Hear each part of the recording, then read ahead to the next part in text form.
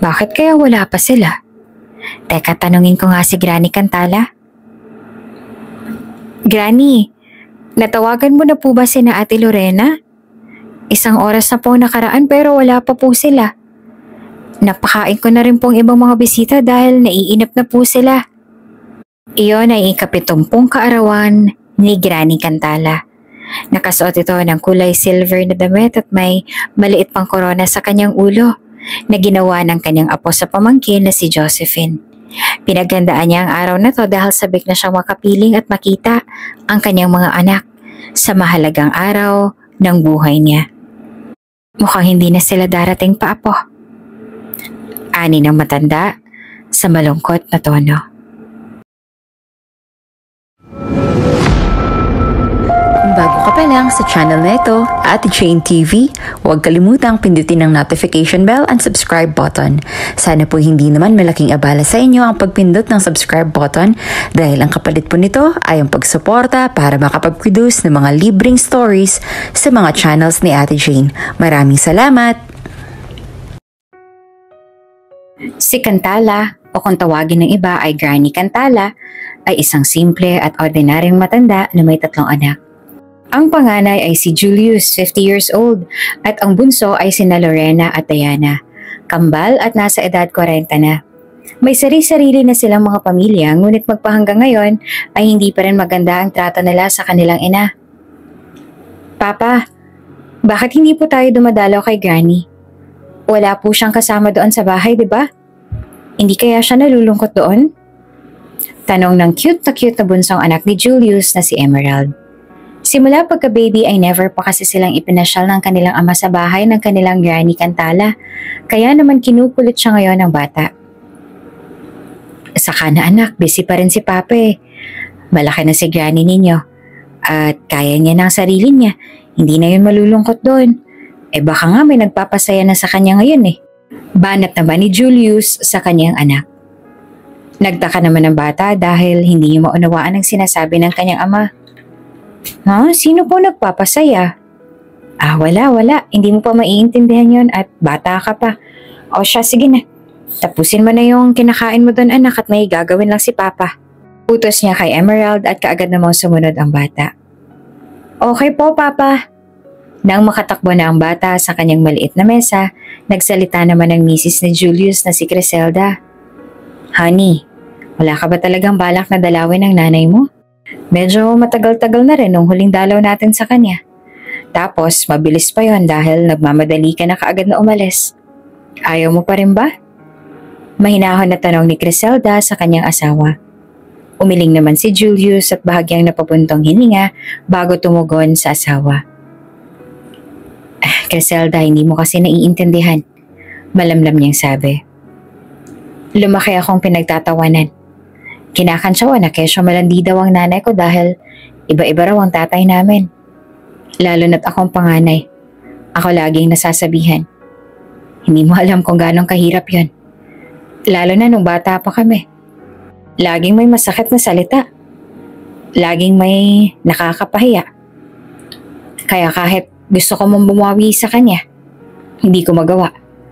Parang palagi kong naaalala yung sakit. Naupo si Criselda sa tabi niya at hinawakan ng kanyang kamay. Pero honey, hindi mo ba naiisip kung gaano kahirap din yon para sa kanya? Wala ka bang pagkakataong tanungin kung bakit gano'n ang nangyari? Kung ano man ang dahilan niya? Nananatili siyang nanay mo.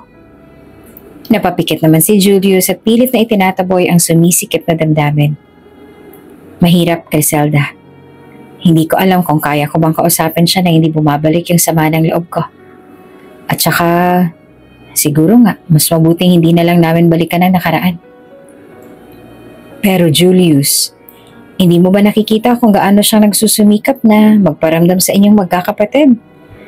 Baka kaya siya laging nag-aabot ng kahit anong maibibigay niya ay dahil gusto niyang maayos pa rin ang lahat sa inyo.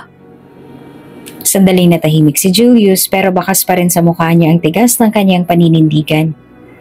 Ewan ko, Criselda. Baka nga. Pero parang hindi ko pa rin kayang gawin. Tumayo siya at iniwasan ang malambot na tingin ng kanyang asawa. Hayaan mo na muna ako. May trabaho pa akong kailangang tapusin. Tahimik na naglakad si Julius palabas ng kwarto.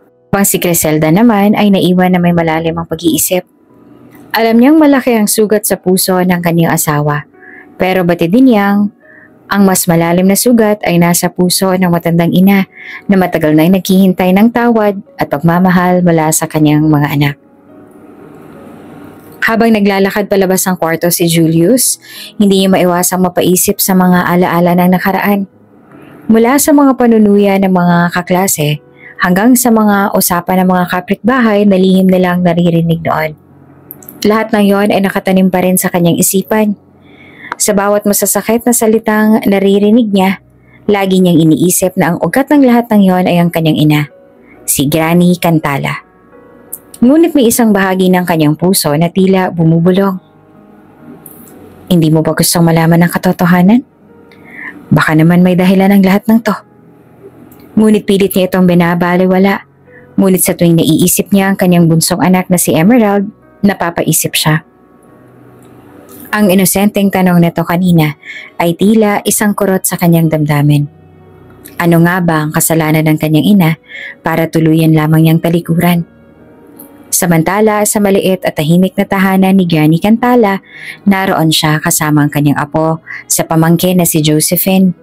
Sa kabila ng mga tahimik na araw ng matanda, nagkaroon siya ng kasiyahan sa piling ng batang si Josephine.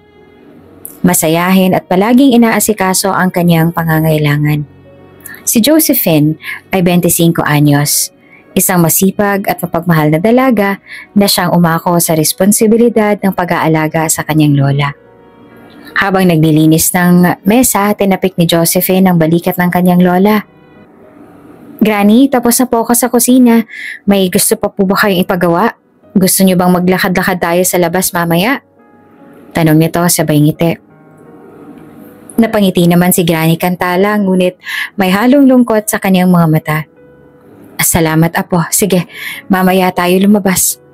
Mabuti na lang at nandito ka. Naku kung wala, hindi ko alam kung paano ko magagawa ang mga bagay dito. Granny naman, alam niyo pong hindi ko kayo kayang iwan. Sagot ni Josephine. Hindi po katulad nila Kuya Julius at Ate Lorena at Ate Diana na hindi na halos nagpakita. Ako po, nandito po ako para sa inyo. Tahimik na napabuntong hininga si Granny Cantala. Ramdam niya ang pagmamahal ni Josephine. Ngunit hindi rin niya mapigilang maalala ang kanyang mga anak. Alam mo apo, mahina niyang sabi. Kahit hindi sila madalas pumunta dito, mahal ko pa rin sila. Hindi ko sila masisisi kung bakit ganoon ang nararamdaman nila sa akin. Ako rin naman kasi ang may pagkukulang. Pero sana, bago tuluyang matapos ang panahon ko, magkausap pa rin kami ng maayos. Granny, huwag kayong magsalita ng ganyan. Malumanay na tugon ni Josephine. Malay nyo, isang araw maisipan nilang bumalik. Hindi niyo po sila dapat sisihin. Dahil kahit anong nangyari noon, kayo pa rin ang nanay nila. Tumingin si Granny Cantala sa bintana at tahimik na nagdarasal sa kanyang puso. Josephine, may mga bagay na hindi niyo pa naiintindihan. Pero darating ang araw, malalaman mo rin kung bakit ganito ang lahat. Sana lang kapag dumating na ang araw na yon, hindi mo rin ako husgahan tulad ng ibang tao. Napakunot noo si Josephine. Ngunit pinili niyang huwag magtanong. Alam niyang may mga bagay na nais pang ilihim ng kanyang lola. Sa halip, tinapik niya ang kamay nito at ngumiti. Basta Granny, nandito lang ako. Hindi niyo po kailangang mag-alala. Magiging maayos din ang lahat. Nagpasalamat si Granny Cantala, ngunit sa kanyang puso nananatiling mabigat ang mga alaala ng nakaraan na hindi niya magawang buksan sa kanyang mga mahal sa buhay. Lumipas ang hapon sa maliit na bahay ni Granny Cantala habang si Josephine ay abala sa pag-aayos ng mga halaman sa harap ng bahay. Nakaupo naman si Granny Cantala sa lumang silya malapit sa bintana. Pinagmamasdan niya ang maaliwalas na kalangitan. Ngunit ang kanyang isipan ay puno ng mga alaala. Mga masayang sandali noong maliit pa ang kanyang mga anak at mga masakit na tagpong naglayo sa kanilang mga puso. Nang mapansin ni Josephine na tahimik ang kanyang lola, lumapit ito dala ang isang baso ng tubig. Granny, iniisip ko lang po. Ano kaya kung ako na lang kumuusap kina Kuya Julius at kina ate? Baka sakaling makinig sila sa akin. Napatingin si Granny Cantala sa apo at malungkot na ngumiti. Josephine, alam kong gusto mo lang makatulong. Pero mahirap yun, apo. May mga sugat na matagal nang gumaling sa paningin ng iba. Pero sa totoo lang, hindi pa rin talaga nawawala. Masakit ang nararamdaman nila sa akin at mahirap kumbinsihin ang isang pusong puno ng sama ng loob.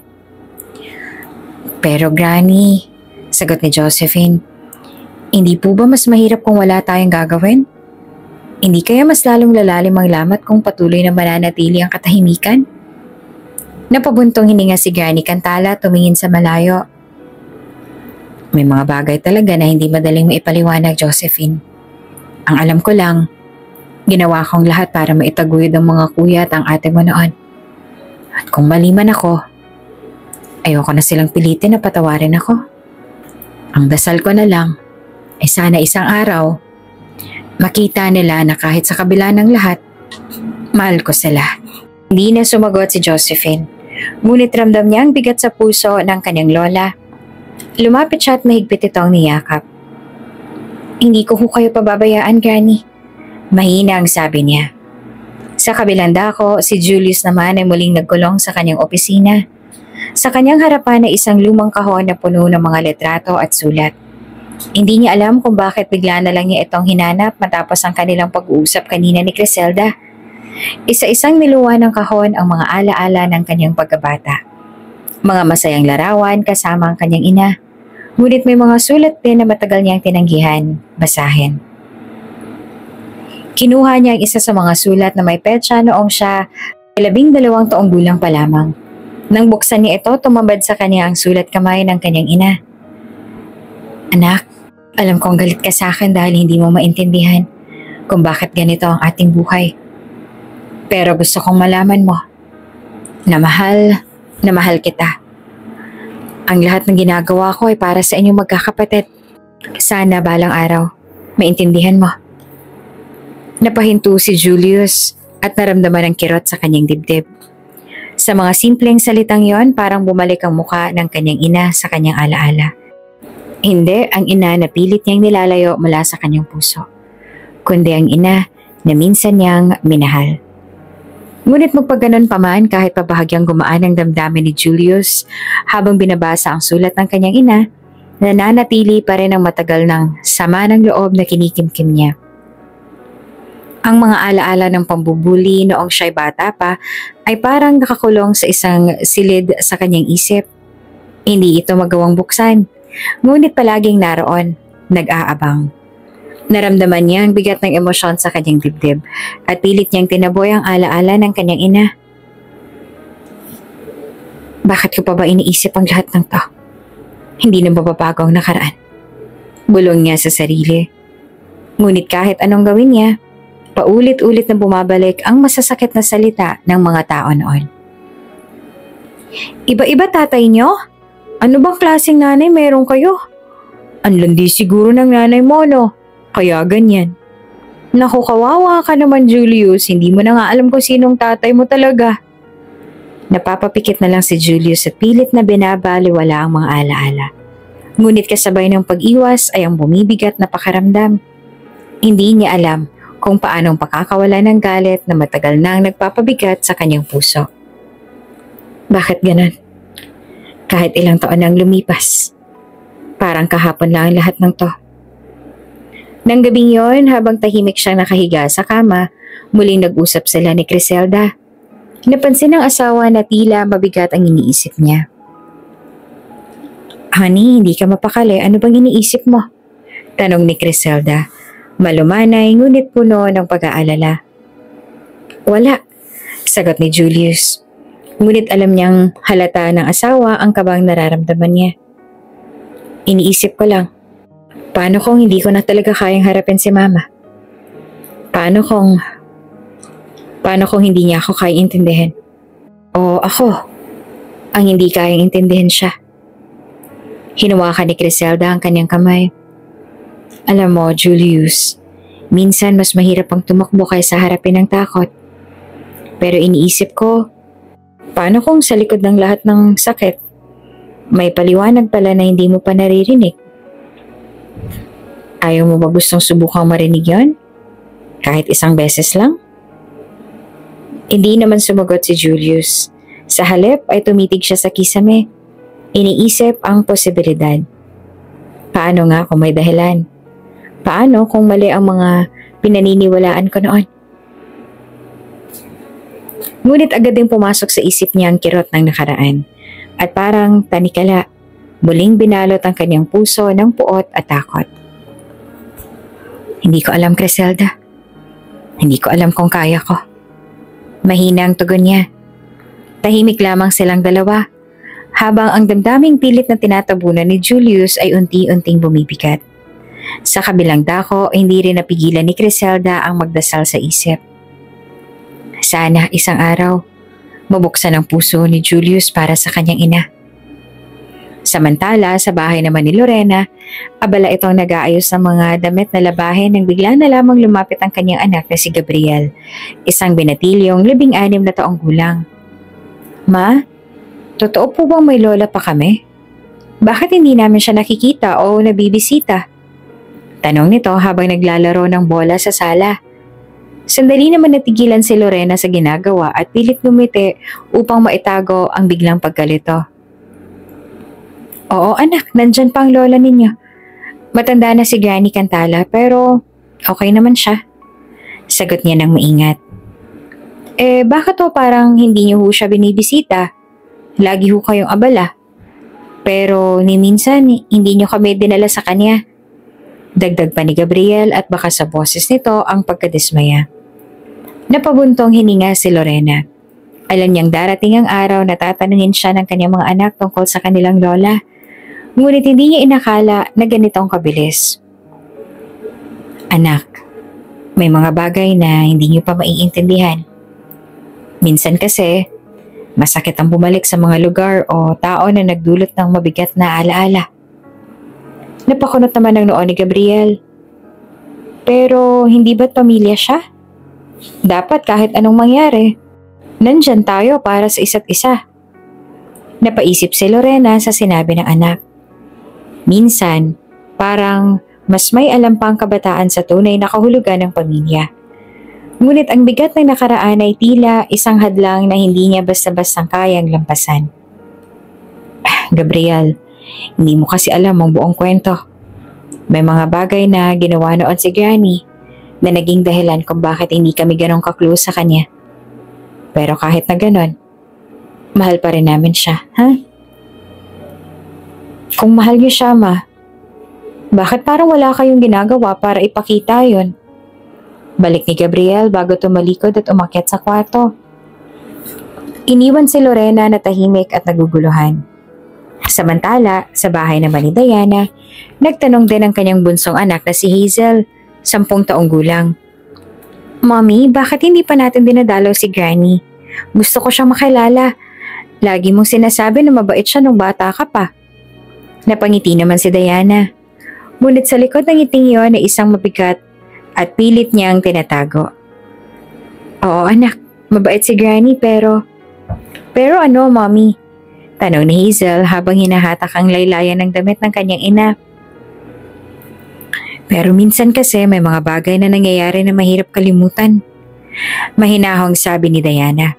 Pero huwag ka mag-alala. Baka isang araw ay madala kita sa kanya. Promise, Mommy? Tanong ni Hazel na tila puno ng pag-asa. Tumango naman si Diana. Ngunit sa kanyang isipan, bumabalik ang sakit ng nakaraan. Alam niyang hindi magiging madali ang muling pagbabalik sa buhay ng kanilang ina. Ngunit ramdam niyang hindi rin tama ang patuloy na pag-iwas. Sa parehong gabi, nagkaroon ng magkaibang sandali ng pag-iisip sina Lorena at Diana. Pareho nagtatanong sa kanilang sarili. Paano kung oras na para bumawi? Paano kung ito ng pagkakataon para makausap si Mama? At ipaalam na kahit papaano, may puwang pa rin siya sa aming buhay.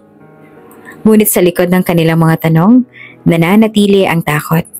Takot na muling masaktan at takot na harapin ang mga katotohanang matagal na lang itinatago.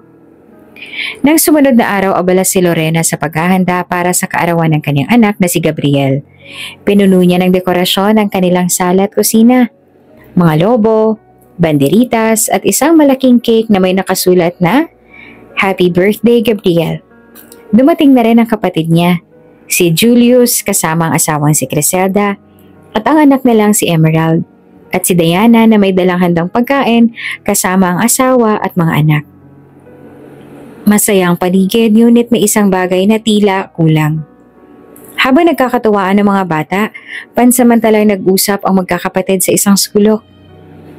Lorena, sabi ni Diana, bakit ba hindi mo nalang inimbita si Mama? Birthday ng anak mo, hindi ba dapat nandito rin siya? Napabuntong hininga si Lorena at napailing. Diana, alam mo naman ang mangyayari kapag andito si Mama, diba? Hindi ba taon pa? Tuwing may mga ganitong pagtitipon, siya ang nagiging sentro ng usapan? Ayoko lang marinig ulit ang mga chismis tungkol sa kanya. Lalo na kapag nandito ang ibang mga bisita. Ayoko madamay si Gabriel sa mga ganitong usapan. Tumahimik si Diana, ngunit ramdam ang kanyang pagkadismaya. Tumingin siya kay Julius na tahimik lang na nakikinig. Kuya, ano naman ang masasabi mo? Hindi ba dapat kahit papaano ay may respeto tayo kay Mama? Kahit na lang sa ganitong pagkakataon. Nagkibit balikat si Julius. Huwag na nating palakihin ang issue, Diana. Nasa lugar si Lorena. Hindi na kailangan dalhin pa si Mama rito. Hindi naman niya mapapansin. Mas mabuti nang hindi siya ma-involve. Hindi mapapansin? Yun ba talagang iniisip mo, kuya? Sagot ni Diana. Halatang naiinis na. Tingin mo ba hindi nasasaktan si Mama kapag nalaman niyang wala tayong pakialam? Kahit ilang taon nang lumipas, pamilya pa rin natin siya. Napakamot si Julius sa ulo at umiling. Diana, hindi ganon kasimple. Hindi mo naiintindihan. Hindi naiintindihan? Putol pa ni Diana. Kuya, ikaw ang hindi nakakaintindi. Lagi mong iniisip ang sarili mong sakit. Pero hindi mo ba iniisip ang sakit na nararamdaman ni Mama? Bago pa lumala ang pag-uusap, lumapit si Criselda upang kalmahin ang dalawa. Tama na, sabi nito. Huwag nating gawing magulo ang birthday ni Gabriel. Hindi ito ang tamang lugar para sa ganitong usapan. Natahimik ang magkapatid, ngunit ramdam ang tensyon. Napatingin si Lorena sa mga bisita at saka muling bumalik sa pagkukumpuni ng mga handa. Si Julius naman ay muling napatitig sa sahig. Halatang pinipilit iwakse ang anumang emosyon na pilit bumabalik. Samantala, sa maliit na bahay ni Granny Cantala, tahimik ito nakaupo sa kanyang upuan. Hindi niya alam na kaarawan ng kanyang apo. Ngunit, nararamdaman niyang tila may espesyal na nangyayari sa araw na yon. Habang inaayos ni Josephine ang kusina, napansin nitong malalim ang iniisip ng kanyang lola. Granny, okay lang po ba kayo? Tanong ni Josephine at tumigil pansamantala sa ginagawa. Oo, apo. Iniisip ko lang. Parang napapanaginipan ko kanina ang mga anak ko. Iniisip ko kung masaya kaya sila ngayon. Ngumiti si Josephine. Masaya po sila, Granny, sigurado ako. Mahal na mahal din nila kayo, kahit hindi nila madalas ipakita. Napabuntong hininga pa si Granny Cantala. Ay, sana nga, Josephine. Sana lang. Hindi pa huli ang lahat. Habang masaya ang selebrasyon kina Lorena, ang hindi naman alam ay tahimik na nagdarasal si Granny Cantala para sa kanila. Umaasang balang araw ay makakabalik pa sila sa dati nilang samahan bilang pamilya. Nagdaan ang mga araw, ngunit si Granny Cantala ay nananatiling matatag sa kanyang panalangin at pag-asa na maaayos pa rin ang kanilang pamilya. Napakaraming gabi na nilaan niya sa pag-iisip kung ano bang maaari niyang gawin upang mabalik ang dating init ng samahan nila. Hanggang sa isang umaga, habang umiinom siya ng kape, napagpasyahan niyang tawagan ang kanyang mga anak isa-isa upang kamustahin sila. Hinanda niya ang lumang telepono. Nagniningning pa ang kanyang mga kamay habang tinutulak ang mga numero ng panganay niyang anak. na si Julius. Ilang sandaling lumipas bago sumagot ang kabilang linya. Hello, malamig na bati ni Julius. Julius anak, kamusta ka na? Matagal na rin mula nung huli tayo nagkausap. Mahina, ngunit puno ng pag-asa ang tinig ni Granny Cantala. Okay lang ma, medyo busy lang sa trabaho. Bakit po? Tipid na sagot naman ni Julius. Wala naman anak. Gusto ko lang malaman kung kamusta na kayo ni Criselda at ng mga bata. Namimiss ko na kayo. Sagot ni Granny Cantala at pilit na itinatago ang lungkot sa kanyang tinig. Okay naman kami ma. Sige ha, may ginagawa lang ako ngayon. Mag-uusap na lang tayo ulit. Mabilis na sagot ni Julius bago tuluyang ibaba ang telepono. Hindi man lang hinintay ang sagot ng kanyang ina. Napabuntong hininga si Granny Cantala. Ngunit hindi siya sumuko. Tinawagan niya si Lorena. Umaasang mas magiging magaan ang usapan nila. Hello, ma? Sagot ni Lorena, halatang nagulat sa tawag. Lorena anak, kamusta ka na? Pati na rin si Gabriel. Tanong ni Granny Cantala at pilit na pinapanatili ang sigla sa kanyang boses. Okay naman kami ma. Salamat sa pagtawag. Busy lang kami dito sa bahay. Marami pang gawaing bahay na kailangang asikasuhin. Malamig na sagot naman ni Lorena. Ganun ba? Sana kahit minsan makabisita naman kayo rito. Miss ko na kayong lahat. Lalo na si Gabriel. Sagot pa ng matanda. Ngunit naramdaman niyang hindi na rin interesado si Lorena sa usapan. Sige ma. Makakadaan din kami dyan. Hindi ko lang alam kung kailan. Sige po, may gagawin po ako. Ingat po kayo dyan. Mabilis na paalam ni Lorena bago ibaba ang telepono. Sa uli, tinawagan ni Granny Cantala si Diana. Ang bunsong anak na sa kabila ng pagiging tahimik ay alam niyang may dinadalang hinanakit sa kanya. Hello, ma? Bati ni Diana at medyo nag-aalangan ng boses. Diana, anak, kamusta ka na? Miss na kita. Sana naman ay maayos kayo dyan. Sabi pa ni Granny Cantala. Okay lang naman kami, ma. Malamig na tugon pa ni Diana. Pasensya na pala kung hindi kami nakakatawag o nakakadalaw. Alam mo na, busy sa buhay. Naiintindihan ko naman anak.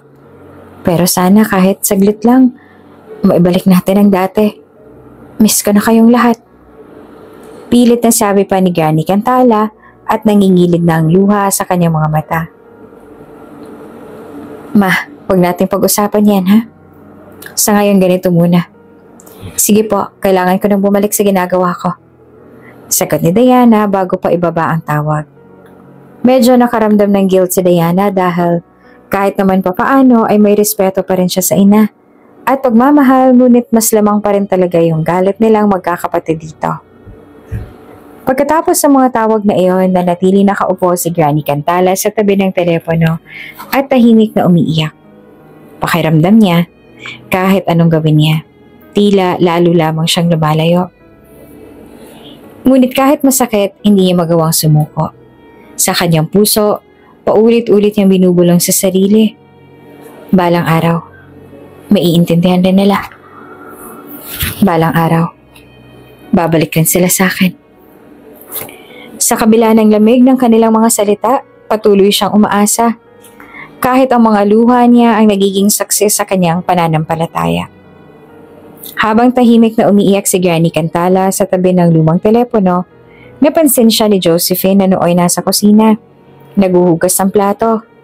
Agad na iniwan ng dalaga ang ginagawa at lumapit sa lola niya. Granny, ba't po kayo umiiyak? Tanong ni Josephine. Malumanay ngunit puno ng pag-aalala. Napatingin si Granny Cantala sa apo at pilit na pinupunasan ng mga luha sa kanyang pisngi. Wala ito apo. Naaalala ko lang ang mga anak ko. Gusto ko lang sana silang makausap. Pero parang hindi na nila ako gustong kausapin. Napakasakit pakinggan para kay Josephine ang sinabi ng lola niya. Alam niyang mahal na mahal nito ang mga anak. Ngunit ramdam din niya ang bigat ng sama ng loob na pilit itinatago ng matanda. Granny, hindi po totoo yan. Mahal po kayo ni na Kuya Julius, Ate Lorena at Ate Diana. Marahil po busy lang talaga sila kaya ganoon. Sagot pa ni Josephine at pilit na pinapalakas ang loob ng kanyang lola. Umiling si Granny Cantala. Halatang hirap itago ang sakit na nararamdaman. Josephine, minsan iniisip ko, baka tama sila. Baka kasalanan ko kaya sila galit sa akin. Baka talagang hindi ako naging mabuting ina sa kanila noon. Niyakap niya si Josephine ng mahigpit. Huwag niyo pong sisisihin ang sarili niyo, Lola. Ginawa niyo po ang lahat para sa kanila. Minsan kasi, hindi agad nakikita ng mga tao ang mga sakripisyo ng isang magulang. Pero darating din ang araw na maiintindihan nila. Napahinga ng malalim si Granny Cantala at ramdam ang init ng yakap ng kanyang apo. Josephine, iniisip ko lang kung darating pa kaya ang araw na yun. Ang araw na tatawagin ulit nila akong Mama nang walang sama ng loob. Ang araw na yayakapin nila ako na parang hindi nangyari ang lahat ng sakit at lamat sa aming pamilya. Darating po iyon, Granny. Sagot ni Josephine na puno ng kumpiyansa. Siguro hindi po ngayon pero darating yon. Basta wag po kayong sumuko. Nandito po ako para sa inyo, kahit anong mangyari. Pinisil ni Granny Cantala ang kamay ng kanyang apo. Nagpasalamat sa Diyos na kahit papaano ay may isang tulad ni Josephine na nananatili sa kanyang tabi. Ngunit sa kanyang puso nananatili ang tanong, hanggang kailan ako maghihintay? Hanggang kailan ko mararamdaman na muli ako magiging isang tunay na ina para sa kanila? Samantala, upang maibsan ang lungkot ng kanyang lola, niyaya ni Josephine si Granny Cantala na maglakad-lakad sa parke. Magandang araw iyon. Maalinsangan at puno ng mga tao na nag-e-enjoy sa araw ng linggo. Gusto ni Josephine na makalanghap ng sariwang hangin ng kanyang lola at makapagpahinga mula sa mga alalahaning bumabalot sa kanilang pamilya. Habang naglalakad sila, nakatagpo sila ng isang lugar sa parke kung saan maraming kabataan ang nag-iikot, naglalaro at may mga nagpapahinga sa mga benches. Biglang napansin ni Granny Cantala ang isang binatilyo na nakatambay kasama ang kanyang mga barkada. Nakasuot ito ng basketball jersey at ang mukha ay pamilyar sa kanya. Si Gabriel! Apo ko! Naalala ni Granny Cantala ang mga post sa Facebook ni Lorena kung saan ay madalas ipinakita ni Lorena ang larawan ng kanyang anak na si Gabriel. Nagmamadali itong lumapit kay Gabriel. Umaasang makikilala siya nito bilang isang lola na matagal niya nang hindi nakikita. Gabriel? Apo! Gabriel! Tawag ni Granny Cantala at ang boses ay puno ng kasiyahan at pananabik. Nagulat naman si Gabriel nang marinig ang tinig mula sa likod. Hindi niya agad nakilala kung sino ang tumatawag kaya nung lumingon siya, napansin niya ang isang matandang babae ang nakangiti ng malapitan. Apo ko, Gabriel, ako to. Akong nanay ng Mama Lorena mo. Sabi ni Granny Cantala at tumigil siya saglit. Inabot ang kamay ni Gabriel na parang gustong magpakalala. Ngunit halata sa mukha ni Gabriel na naguguluhan siya. Ang kanyang mga mata ay naghanap ng ibang mukha. At parang nahihirapan sa sitwasyon. Sorry po, hindi ko po kayo kilala. Sabi ni Gabriel na medyo naguguluhan.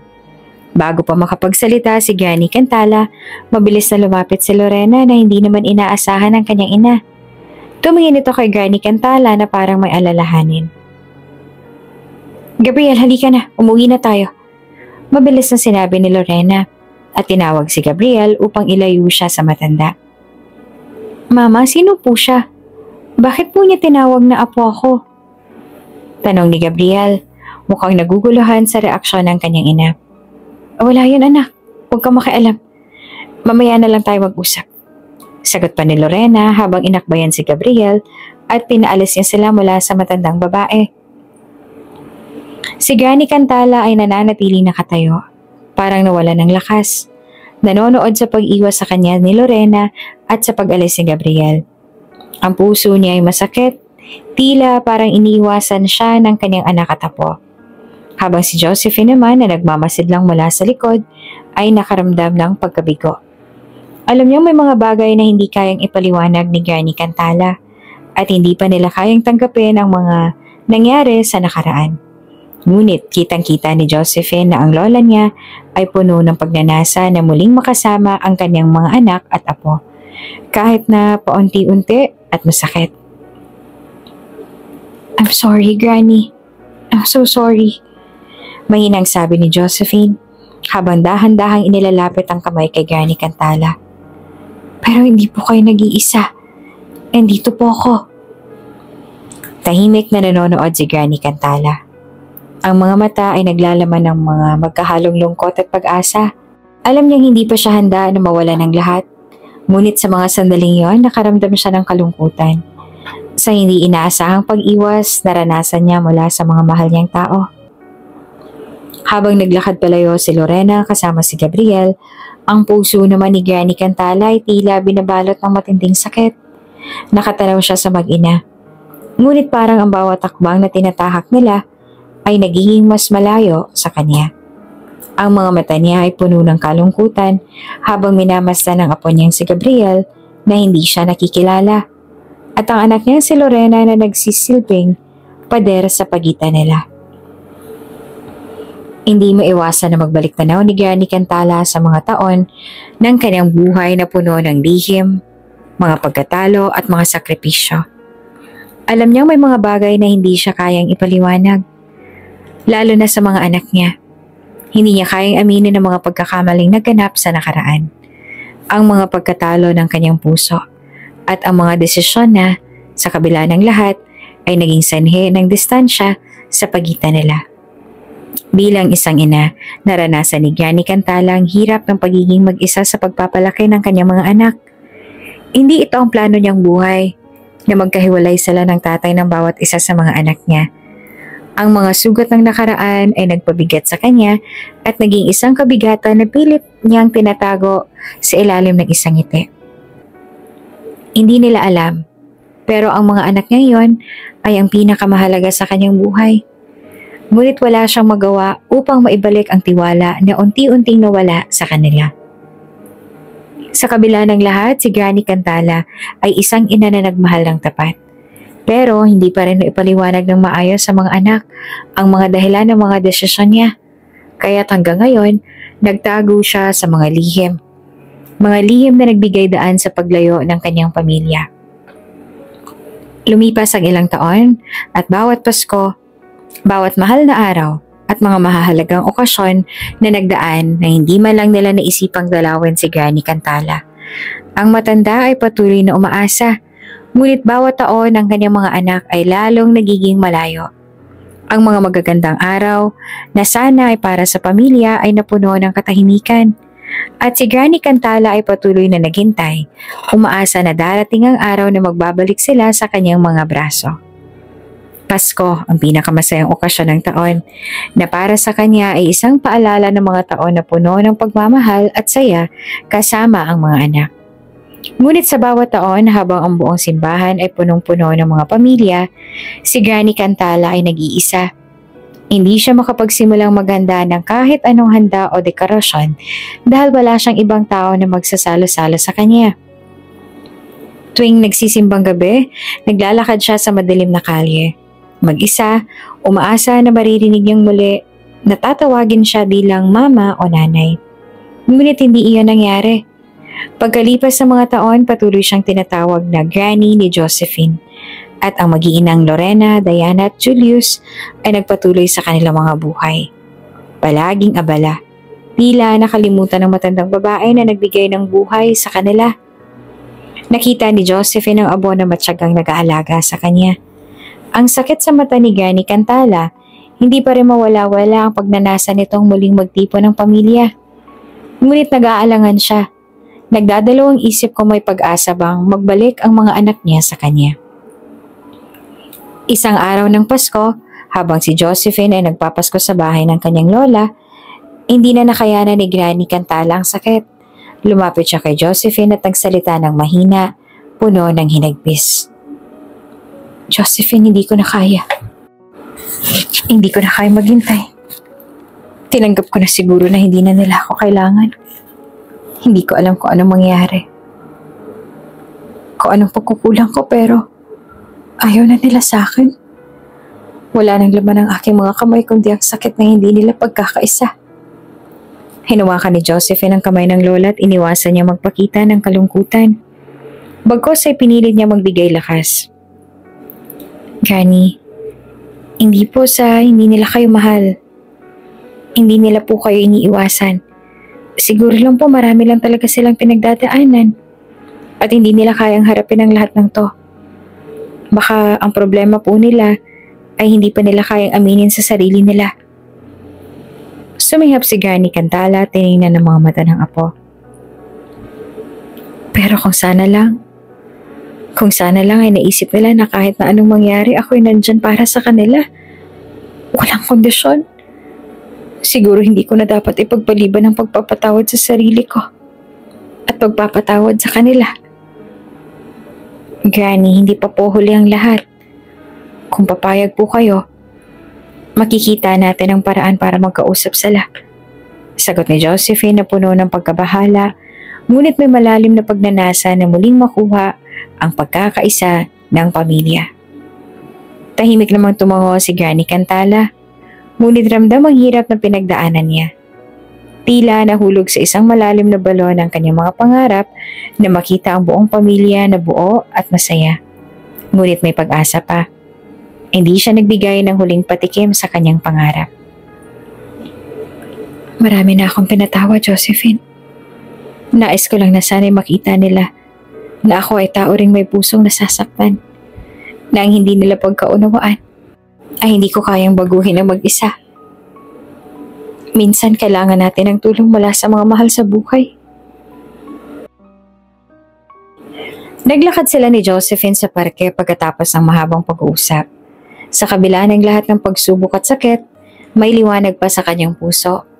Siya ay umaasa na darating ang panahon, kahit na hindi ito tiyak, na muli niya makakasama ang mga anak at apo.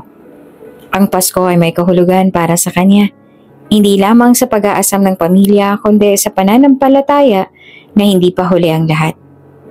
Isang hapon habang ang araw ay dahan-dahang lumulubog, naglakad si Gabriel patungo sa bahay ni Granny Cantala.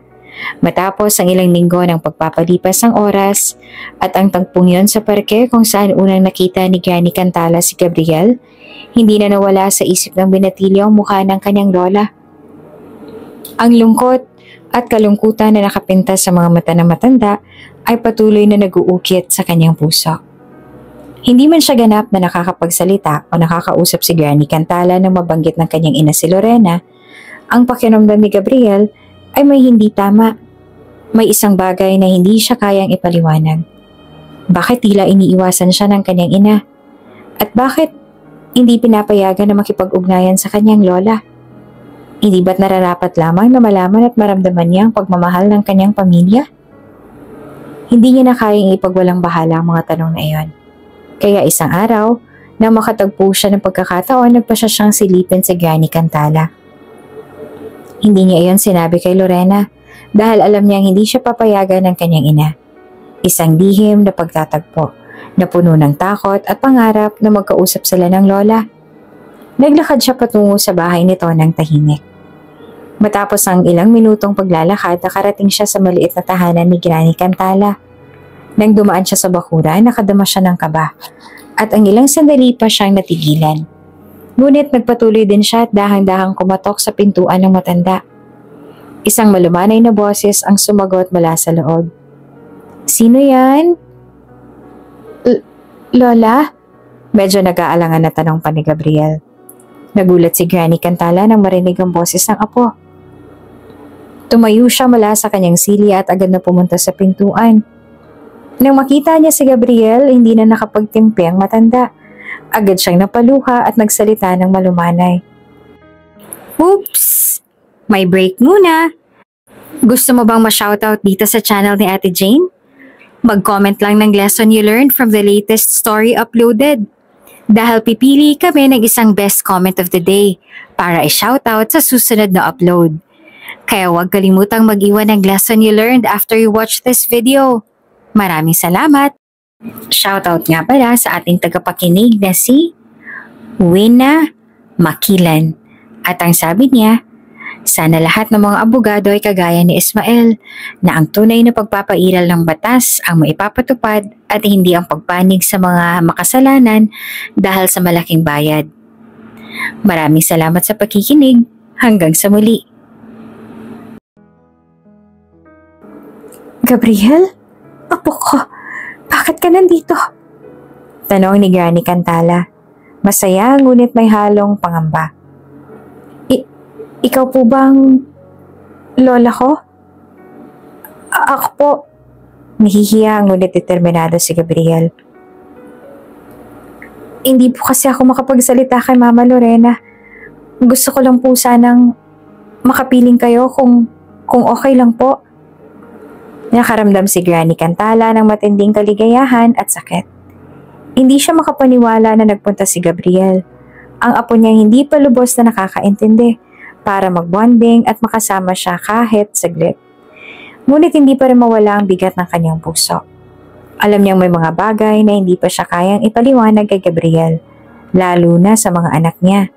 Ngunit sa oras na iyon, ang tanging gusto niya lamang ay makapiling siya, kahit saglit lamang. Gabriel, apo ko, halika. Pumasok ka, huwag kang mahiya. Malumanay na sinabi ni Granny Cantala sabay bukas ang pinto at naglakad pabalik ng kanyang maliit na sala. Sobrang saya ko at nakarating ka dito, apo ko. Teka, alam ba ito ng nanay mo? Tanging iling lamang ang naging sagot ni Gabriel at gets na rin naman na iyon ang matanda. Samantala, pumasok naman si Gabriel at sabay nilang in-enjoy ang ilang oras ang magkasama. Nakinig siya sa mga kwento ni Granny Cantala tungkol sa kanyang kabataan, sa mga magagandang alaala at sa mga pagsubok na dinaanan nila bilang isang pamilya. Pinipilit niyang maunawaan at magbigay ng oras para makilala ang kanyang lola ng mas mabuti. Sa kabilang banda naman, si Granny Cantala sa kabila ng lungkot na patuloy niyang nararamdaman ay nagpasalamat na kahit papaano may isang apo na nais maging malapit sa kanya. Si Gabriel ay naging tulay sa kanya upang muling maramdaman ang saya ng pagkakaroon ng pamilya. Isang yugtong matagal niyang hinahanap. Hindi niya alam kung paano ito sisimulan. Ngunit ang mahalaga sa kanya ay naramdaman niyang hindi pa huli ang lahat. Ngunit habang sila ay nag-uusap, pumasok si Josephine sa bahay at tumingin sa dalawa. Napansin niyang masaya si Granny Cantala ngunit may kaunting pangamba sa mga mata ni Gabriel. Gabriel, sabi ni Josephine. Medyo nag-aalala ngunit nagbigay din ng ngiti. Kamusta ka na? Mabuti naman at napadalaw ka. Baka mapagalitan ka ng mama mo. Josephine, okay lang po. Gusto ko lang po makasama si Lola. Sagot pa ni Gabriel sabay tingin kay Granny Cantala. Wala naman pong masama kung makikilala ko siya, di ba? Sa mga sandaling yon, nakaramdam si Granny Cantala ng bagong pag-asa. Isa itong hakbang patungo sa muling pagbabalik ng pamilya.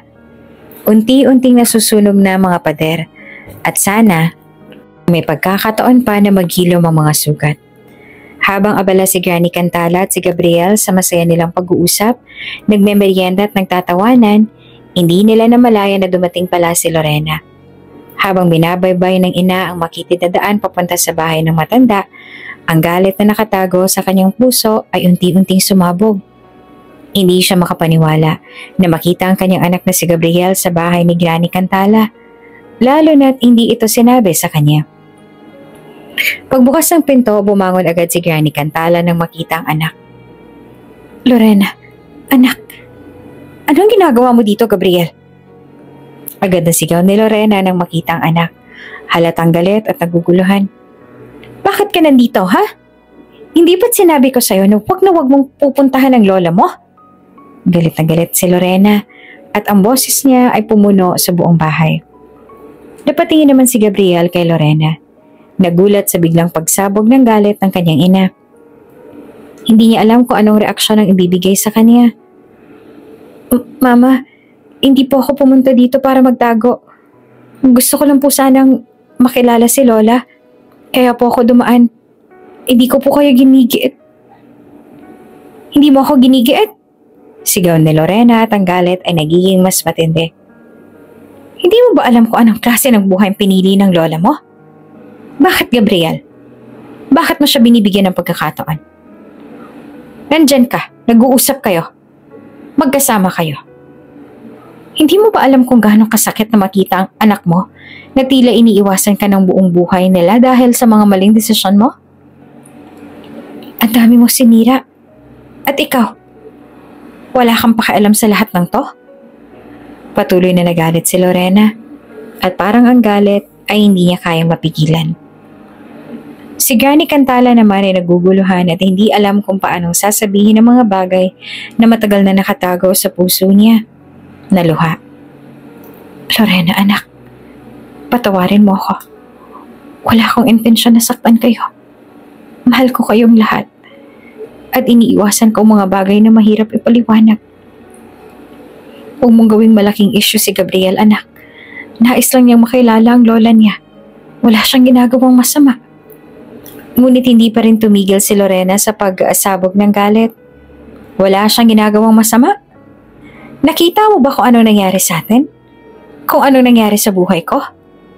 Sa buhay namin ng mga kapatid ko. Dahil sa mga desisyon mo, Mama. Kung anong hirap na dumaan kami sa mga pambubuli. Sa mga paninirang ginawa ng iba sa atin. Dahil sa iyo. Dahil sa mga ama ng mga anak mo na wala.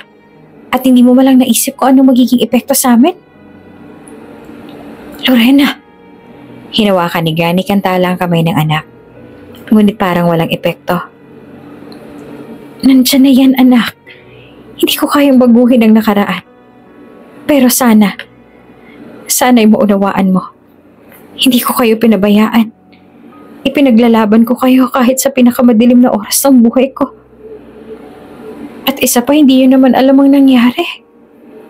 Napahinto naman si Lorena at ang galit ay napalitan ng lungkot at panghihinayang. Ramdam ni Gabriel ang bigat ng sitwasyon, ngunit hindi siya makapagsalita. Nais lamang niyang magkausap ang pamilya, ngunit alam niyang ang mga sugat ay malalim at mahirap buuin muli ang mga pirasong nagkalat. Habang tahimik na nakatayo si Josephine na may kabuntot na alalahanin ay dumating sa pintuan. Ate Lorena, sabi ni Josephine, hindi po ba't baka maaari nating pag-usapan ito ng maayos?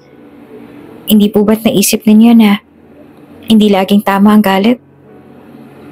Lahat tayo may mga pagkakamali.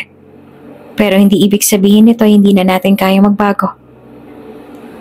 Josephine, hindi mo to naiintindihan, sagot ni Lorena. Ngunit sa tono ng boses ay may kasamang labis na pagod. Wala kang alam sa nararamdaman ko at kung anong sakit ang dulot ng mga desisyon ng mama ko noon. Habang si Granny Cantala naman ay naluha. Ngunit hindi niya na alam kung anong sasabihin pa. Lorena, anak, pagod na ako maghintay. At alam kong hindi ko kayang buuin ang lahat ng pagkatalo ko sa nakaraan. Kung hindi mo pa ako kayang patawarin, okay lang. Ang mahalaga, anak, ay may pagkakataon pa tayong mag-usap. Nais ko lang na magkaayos tayo. Gusto ko sanang ipaliwanag sa inyo ang side ko. Ngunit ayaw niyo naman akong bigyan ng pagkakataon. Nagkatinginan si Lorena at Josephine at ang kanilang mga mata ay puno ng tensyon at hindi pagkakaintindihan. Ngunit sa ilalim ng lahat ng galit at pasakit, may naroon pa rin pagnanasa na magkaayos. Hindi ito magiging madali, ngunit sa bawat hakbang na ginawa ni Gabriel at sa bawat salita na sinabi ni Granny Cantala, nagsimula nang magkaugnay ang mga puso. Ngunit ang tanong, magagawa nga bang maghilom ng sugat ng nakaraan? O magsisimula pa lamang ito ng isang mas mahirap na laban? Bagamat nananatiling tahimik at puno ng hinagpis si Granny Cantala, patuloy na umaasa na sana ay makita niya magbabalik loob ang kanyang mga anak. Hindi pa rin nagbago ang reaksyon ni Lorena. Habang nagpapatuloy ang kanilang tensyonadong pag-uusap, nagdesisyon si Lorena na hindi pa rin makikinig sa mga paliwanag ng kanyang ina. Ang galit na matagal nang naipon ay nagpatuloy na namayani sa kanyang puso. Wala na akong panahon para makinig sa mga dahilan mo, Mama. Sabi pa ni Lorena. Ang galit at lungkot ay bumabalot sa bawat salita. Lahat ng sinabi mo, wala akong pakialam. Ako magpapasya para sa amin. Hinila ni Lorena ang kamay ni Gabriel at tinitigan ng ina na para bang hindi siya interesado sa anumang sasabihin pa nito. Gabriel, umalis na tayo. Sigaw pa ni Lorena. Tumalikod at nagmamadaling lumakad palayo. Itinutok niya ang mga mata sa anak at pilit na iniiwasan ang mga mata ng ina na punong-puno ng paghingi ng tawad at pagnanais na magkaayos. Ang mata ni Granny Cantala ay puno ng pagkalito at panghihinayang. Ang buong katawan niya ay tila nabigla sa mabilis na pag-iwas ni Lorena, na parang ang mga taon ng pagkaaway at hindi pagkakaunawaan ay hindi kayang burahin ng isang simpleng hakbang ng pagpapatawad.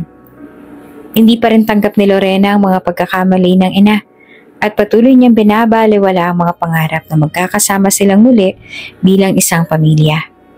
Lorena anak, hindi ko kayang baguhin ang lahat ng iyon. Pero sana isang araw matanggap mo ko. Bulong ni Granny Cantala. Ngunit hindi ito narinig ni Lorena. Ang boses ng ina ay naputol sa hangin. Hindi napapansin ng anak na umalis na kasama si Gabriel.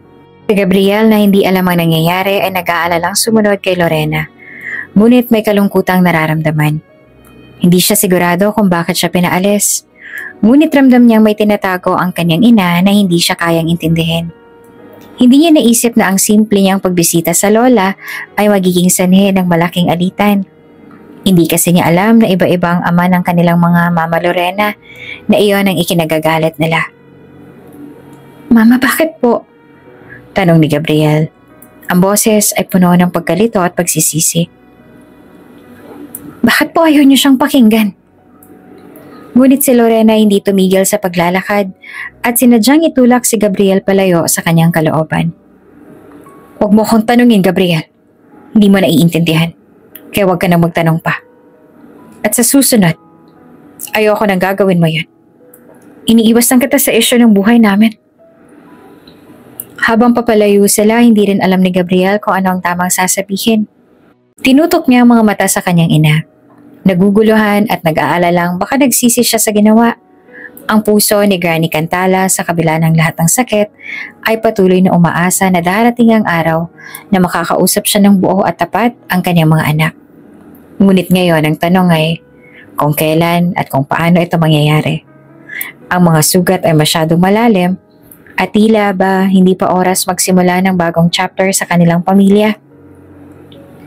Sa isang huling tingin, napansin ni Granny Cantala na ang mga anak na minamahal niya ng buong puso ay tila patuloy na umiwas at siya ay nag-iisa na naman. Sa kabila ng lahat, ang tanging nais ni Granny Cantala ay magkaayos ang kanyang pamilya. Ngunit ang mga pader na itinatayo ng mga taon ng sama ng loob at hindi pagkakaunawaan ay mahirap gibain. Patuloy siya naghintay. Kahit na ang oras ay tila ay hindi pumapabora sa kanyang mga pangarap. Habang naglalakad si Lorena at Gabriel pauwi, tila isang bigat ang bumagsak sa kanilang dalawa. Si Gabriel ay hindi pa lubos na nauunawaan ang pinagmumula ng galit ng ina. Nagtatangka pa rin maipaliwanag ang kanyang panig. Ngunit si Lorena, puno ng galit at emosyon, ay hindi na kayang pigilan ang mga saloobin na matagal nang naipon. Pagdating nila sa bahay, hindi na nakayanan ni Gabriel ang pagtitimpe. Ma, bakit magsigano na lang kayo kagalit kay Lola? Nanay niyo pa rin siya. Dapat hindi niyo siya tinuturing na parang wala lang. Ang mga salitang yon ay parang kidlat na tumama sa puso ni Lorena. Habang si Lorena naman ay galit na galit at halos nanginginig ang buong katawan sa inis at hindi na nakapagtimpe. Wala kang alam, Gabriel. Sigaw ni Lorena na ang mata ay puno ng luha at galit. Bata ka pa at huwag kang makikialam. Hindi mo alam ang pinagdaanan namin ng mga tito-tita mo. Hindi mo naiintindihan ang trauma na napagdaanan naming magkakapatid dahil sa nanay namin na hindi makontento sa iisang lalaki. Ang bawat salita ay may halong sakit at hinigpis. Tumahimik si Gabriel at naguguluhan pa rin sa mga narinig. Ang mga pahayag ng ina ay tila isang misteryo na mahirap intindihin. Hindi siya makapaniwala na ganitong kalalim ang galit na nararamdaman ni Lorena. Trauma? Tanong ni Gabriel na may kalituhan sa mga mata. Ano pong ibig sabihin niyo, Ma? Hindi ko po talaga maintindihan. Si Lorena naman ay napahinto saglit na para bang hindi alam kung paanong ipaliwanag ang mga nararamdaman. Gabriel, alam mo ba kung anong pakiramdam na lumaki sa isang pamilya na ang lahat ng tao ay nakatingin sa'yo na parang may mali? Dahil sa mga pagkakamali ng nanay namin, na parang wala siyang pakialam kung anong epekto sa aming magkakapatid. Ang hirap, anak. At hanggang ngayon, dala-dala ko pa rin ang sakit na yun. Habang nagsasalita si Lorena, ang bawat salita ay may halong galit at pagkadismaya. Dahil sa mga desisyon ng nanay namin, hindi kami nakatanggap ng sapat na pagmamahal. Tanggap ko naman na may mga bagay na hindi ko kayang baguhin eh. Pero hindi ko kayang makita siya bilang ang ina ko na may karapatan pa na makipag-ugnayan sa mga apo niya. Hindi ko siya kayang mapatawad. At hanggang ngayon, hindi ko pa rin siya kayang tanggapin. Si Gabriel naman ay nagsimulang magsaliksik ng mga ideya. Nagdalawang isip. Ang matinding galit ng kanyang ina ay nagdulot ng takot sa kanyang puso. Wala siyang sagot. Ngunit nararamdaman niyang may malalim na pinagmulan ang galit na iyon. Ma, hindi ko man po lubos malaman kung ano ang naranasan ninyo.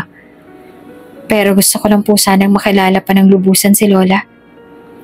Wala po akong ibang balak kundi makasama siya at makilala ang pamilya ko na matagal kong hindi nakikita.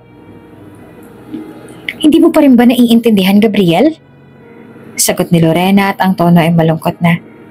Nakita mo ba kung anong klase ng sakit ang naidulot ng mga nangyari sa amin? Kung paano kami nabully?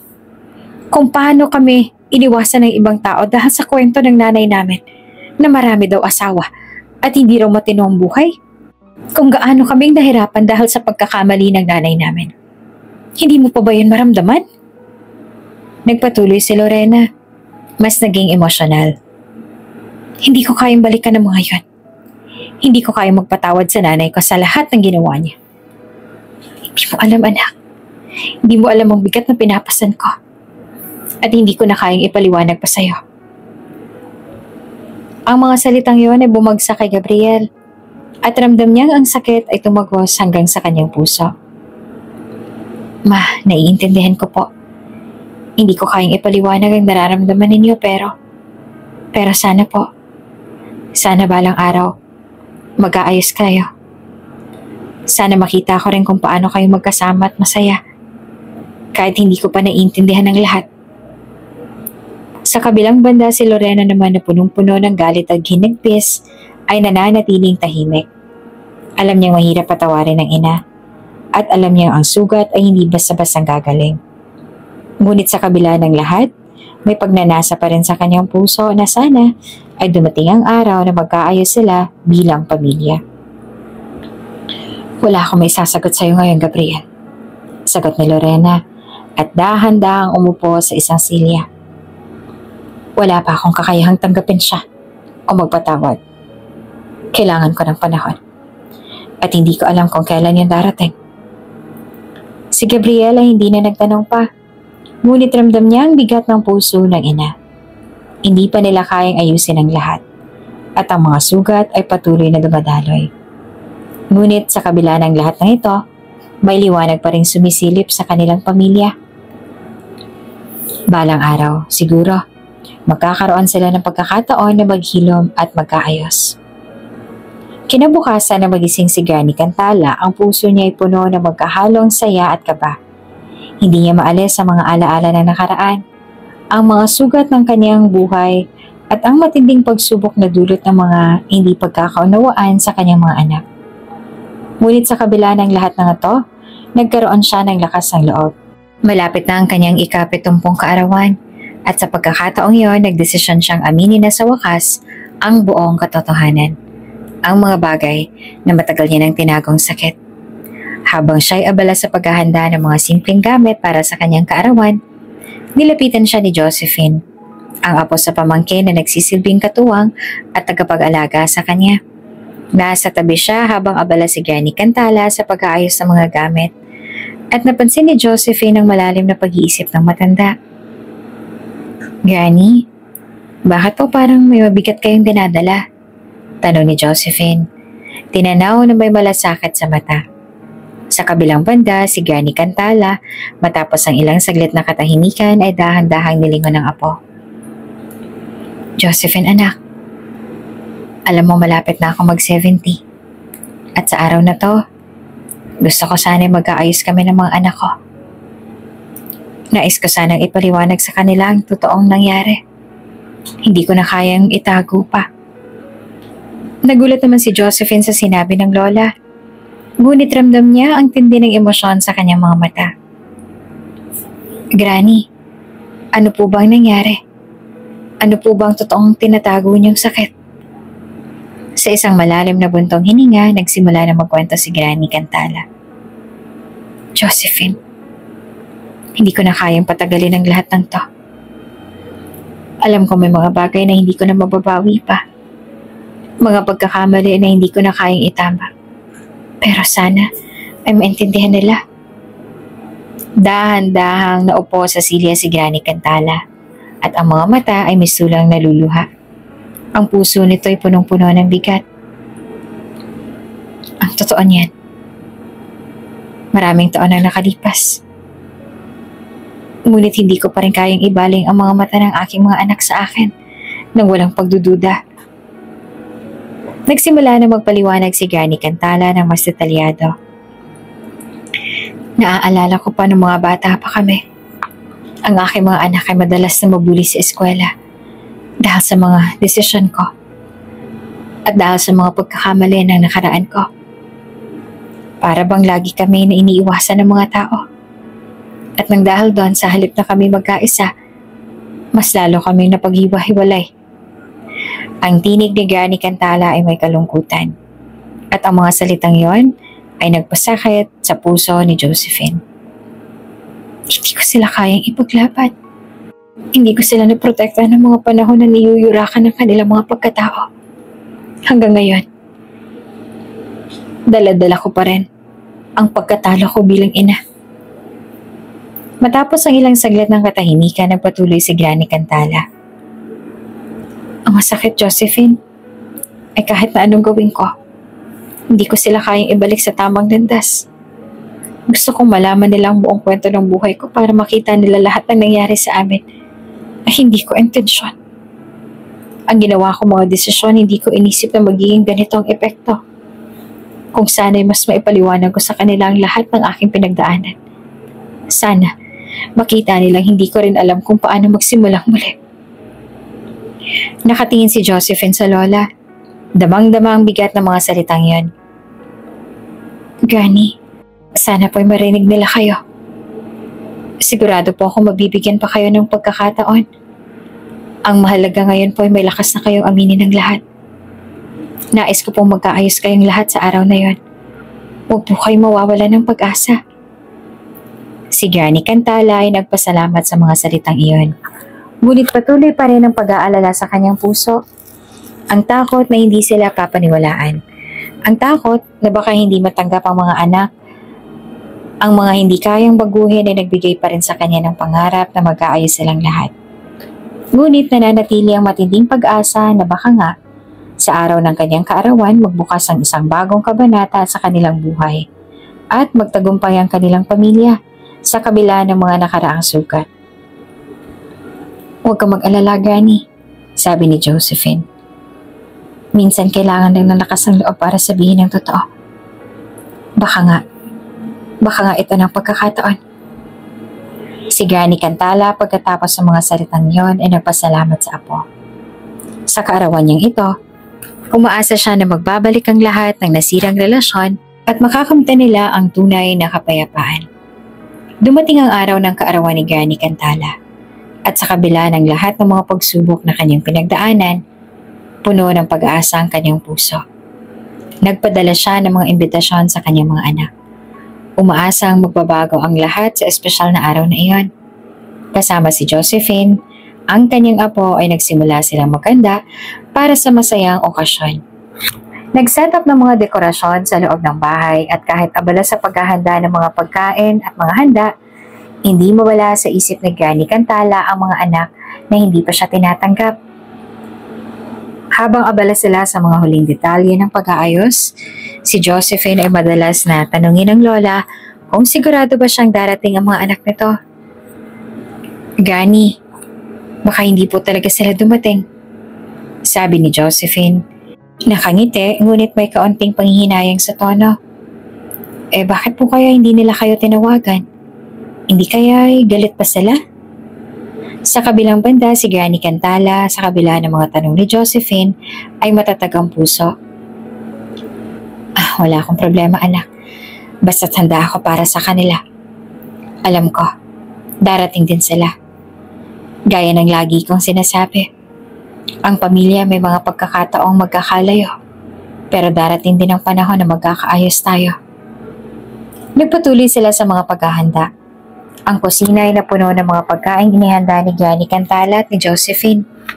Ang mga pesa ay puno ng masasarap na pagkain at ang mga bisita ay dumarating na. Tila ang lahat ay masaya at sabik para sa selebrasyon. Ngunit sa kabila ng kasiyahan at sigla ng mga bisita, may isang lugar sa puso ni Granny Cantala na tahimik at malungkot. Ang kakulangan ng kanyang mga anak na hindi pa dumating. Sa bawat dumating na bisita, si Granny Cantala ay palihim na tinitingnan ang orasan. Ngunit hindi nawala sa kanyang isipan ng kutob na darating din ang kanyang mga anak. Kaya't patuloy siya sa pakikipag-usap sa mga bisita at sa pagpapakita ng kasiyahan. Andiyan ang mga bisita, Granny. Mukhang magiging masaya ang buong araw na to. Masayang sabi ni Josephine, ngunit may tampisaw pa rin ang pangarap sa kanyang mata na sana, kahit sa araw na to, ay makita niya ang buo ang pamilya ni Granny Cantala. Habang ang mga bisita ay abala sa mga kwentuhan at mga kasiyahan, si Granny Cantala ay patuloy na nakatingin sa pinto. Bagaman hindi man dumating ang kanyang mga anak sa simula, ang pag-asa na darating din sila sa huli ay hindi nawawala.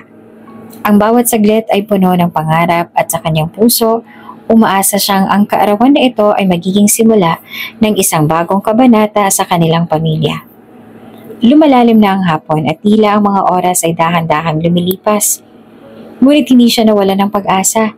Sa bawat ngiti ng mga bisita, at sa bawat pagkakataon na magkasama sila ni Josephine, ramdam ni Granny Cantala na hindi siya nag-iisa. At kahit na ang mga anak niya hindi pa dumating, mayroong isang matibay na kutob sa kanyang puso na isang araw, makikita niya ang kanyang pamilya na magbabalik sa kanya. Ang kaarawan ni Granny Cantala ay hindi lamang isang selebrasyon. Ito ay simbolo ng pag-asa, pananampalataya at pagnanais na magkakasamang muli ang isang pamilya. Ano man ang mga pagkakamali at pagkakatalo sa nakaraan, sa bawat sandali ng araw na yon, umaasa siya na darating din ang kanyang mga anak at makikita nilang hindi pa huli ang lahat para sa pagkakaisa.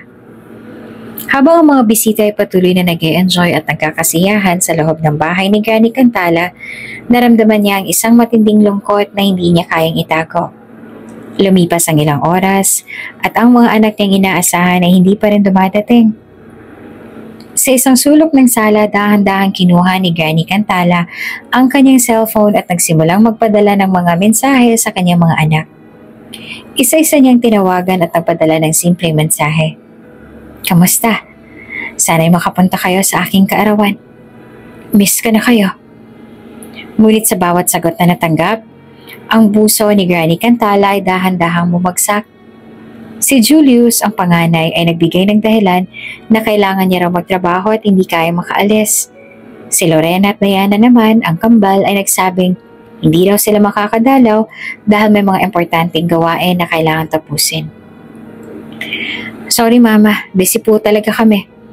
Ang sagot pa ni Lorena. Next time na lang po. Sigurado ako makakapunta na kami. Ma, sorry, may kailangan kaming asikasuhin. Huwag na po kayo mag-alala. Okay lang ako. Enjoy kayo sa birthday ninyo. Tugon pa ni Julius. Habang binabasa ang mga mensahe ni Granny Cantala, ay nakaramdam ito ng pagkabigo. Hindi niya kayang itago ang sakit na dulot ng kanilang mga dahilan. Ang mga salitang busy at next time ay tila mga palusot na nagpatibay sa takot niyang walang pagbabago sa kanilang pamilya. Ang mga anak na sa araw na ito ay inaasahan niyang magiging bahagi ng espesyal na okasyong ito ay tila hindi na kayang maglaan ng oras pa para sa kanya. Hindi na kayang magpigil pa ni Granny Cantala kaya't inilabas niya ang kanyang nararamdaman. Tumingin siya kay Josephine na abala namang nag-aasikaso ng mga bisita at hindi na tinago ang malungkot na ekspresyon sa mukha. Josephine, ang malumanay na tinig ni Granny Cantala. Siguro nga, hindi na nila ako kailangan. Hindi nila kaya akong bigyan ng kahit isang oras lang sa isang buong araw ng aking kaarawan. Hindi ko na alam kung paano pa ako makakaya maghintay. Nagkatinginan sila ng apo at ramdam na ramdam ni Josephine ang sakit ng kanyang lola. Mahirap para kay Josephine makita ang lola niyang ganoon. Isang matandang naghihintay ng pag-asa at pagmamahal mula sa mga anak. Ngunit patuloy na iniiwasan at pinapalampas. Tanging mga bisita na hindi naman kasapi sa pamilya ang naroon upang magbigay saya. Ngunit ang nawawalang bahagi ng okasyon, ang pagdalo ng mga anak ay nagbigay ng kalungkutan sa buong selebrasyon. Minsan habang naroroon ng mga bisita, si Granny Cantala ay tumahimik sa isang sulok ng sala. Ang mga mata ay nakatuon sa mga pinto, nag-aasam na baka darating pa ang mga anak. Ngunit sa bawat minuto na lumilipas, ang pag-asang iyon ay unti-unting nagiging mapait na alaala. Nang magsimula ng gabi at ang mga bisita ay nag-umpisang mag-uwian, napansin ni Josephine ang mga lungkot na nararamdaman ng lola. Dahan-dahan niyang nilapitan si Granny Cantala at niyakap ito ng mahigpit. Lola, hindi po ba't masaya tayo? Masaya tayo na buo ang ating pamilya. Kahit papaano, tayong dalawa. Hindi talaga makapaniwala si Granny Cantala. Nais niyang ngumiti. Ngunit ang sakit na dulot ng pagkatalo ay nangingibabaw pa rin sa kanyang puso. Sana, Josephine. Sana maramdaman nila ang sakit ko. Sana matutunan nilang magpatawad at magbalik loob. Sana darating ang araw na magkakasama tayo ulit. Ngunit sa kabila ng lahat ng ito, ang puso ni Granny Cantala ay patuloy na umaasa. Kahit na ang mga anak ay hindi dumating sa kanyang kaarawan. Sa mga sandaling iyon, nagkatagpo siya ng bagong lakas mula sa pagmamahal ni Josephine at sa mga bisitang nagbigay saya sa araw na iyon. Sa mga susunod na araw, patuloy niyang pinipilit na makamtan ang pagkakasundo ng kanyang pamilya. Ngunit sa gabi ng kanyang kaarawan, napagtanto ni Granny Cantala na minsan, ang pagmamahal na ibinubukas mula sa mga taong hindi mo naman inaasahan ay mas mahalaga kaysa sa lahat ng mga dahilan at kalituhan ng nakaraan. Lumipas sa mga araw at habang ang buhay ni Granny Cantala ay patuloy na umuusad, nagpatuloy din ang kanyang pagdadalamhati. Ang kanyang kaarawan na sana'y magiging pagkakataon ng muling pagkikita at pagkakasundo ng pamilya ay nagmistulang alaala. Isang alaala ng pag-asa na hindi natupad. Hindi niya nakinulit pa ang kanyang mga anak. Walang sumunod na tawag o mensahe. At sa bawat pag-aasikaso ni Josephine, unti-unti niyang tinanggap ang isang malupit na katotohanan. Si Granny Cantala ay natutong tanggapin na ang kanyang mga anak ay may kanya-kanya ng buhay. At tila hindi na siya ang bahagi ng mundo nila. Masakit man sa kanyang kalooban, nagsimula siya mag-adjust sa bagong realidad na iyon. Hindi na siya umaasa ng labis. At kung dati ay hinahanap-hanap niya ang kanilang presensya, ngayon ay nakontento na siya sa simpleng kasamahan ni Josephine, na sa kabila ng lahat ng pinagdadaanan ng kanyang lola, ay patuloy na nagbibigay ng pagmamahal at pang-uunawa. Anak, salamat at nandyan ka. Hindi ko na kayang maghintay pa.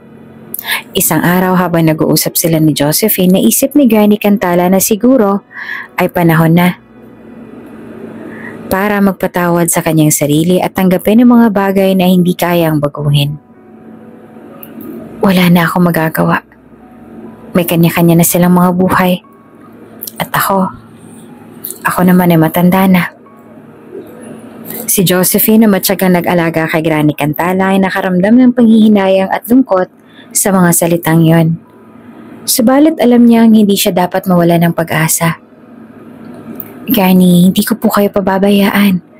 Mahal ko po kayo. Ang mga salitang yon ay nagbigay kay Granny Cantala ng kaunting ginhawa. Hindi man buo ang kanyang pamilya, hindi man ang lahat ay magkasama-sama, naroon si Josephine. Ang apo niyang nagbigay sa kanya ng lakas at ngiti sa kabila ng lahat ng pagsubok. Minsan, si Granny Cantala ay tumingin sa malalayong kalangitan at ang kanyang mga mata ay puno ng hinigpis. Ngunit sa kanyang puso, nagsimula siyang matutong tanggapin na may mga bagay na hindi natin kayang kontrolin at ang pinakamahalaga ay ang makahanap pa rin ng mga dahilan upang magpatuloy sa buhay. Kahit na ang anak niyang nagmahal at nagbigay sa kanya ng mga magagandang alaala, ay hindi na muling babalik sa kanya. Habang patuloy na ginugugol ni Granny Cantala ang kanyang mga araw kasama si Josephine, nagsimula siya magtanim ng pag-asa na darating din ang panahon, magkakaroon ng pagkakataon na magkaayos ang kanilang pamilya. Hindi niya na ito inaasahan sa kaarawan niyang yon. Pero naniniwala siyang darating din ang araw na ang mga sugat ng nakaraan ay maghihilom. At sa huli, si Granny Cantala ay natutong magpatawad sa kanyang mga anak at higit sa lahat sa kanyang sarili. Isang umaga habang si Granny Cantala ay naghahanda ng agahan sa kusina, bigla siyang nakaramdam ng matinding pananakit ng kanyang dibdib. Agad siyang napaupo sa upuan, hinahawakan ang kaliwang bahagi ng kanyang dibdib at pilit na humihinga ng malalim. Napansin naman ni Josephine ang kakaibang itsura ng lola niya, kaya't kaagad itong lumapit. Granny, okay lang po ba kayo? Nag-aalalang tanong ni Josephine habang tinutulungan itong tumayo. Hindi ko alam, anak. Parang may mabigat dito. Sagot ni Granny Cantala at itinuro ang kanyang dibdib. Hindi na nagdalawang isip pa si Josephine. Kaagad niyang kinuha ang bag at tinulungan ng lola niyang sumakay sa tricycle papunta sa pinakamalapit na ospital. Habang nasa biyahe, hindi niya mapigilan ng kaba at dasal na sanay maging maayos ang kalagayan ng kanyang mahal na lola. Pagdating sa ospital, mabilis silang inasikaso ng mga doktor.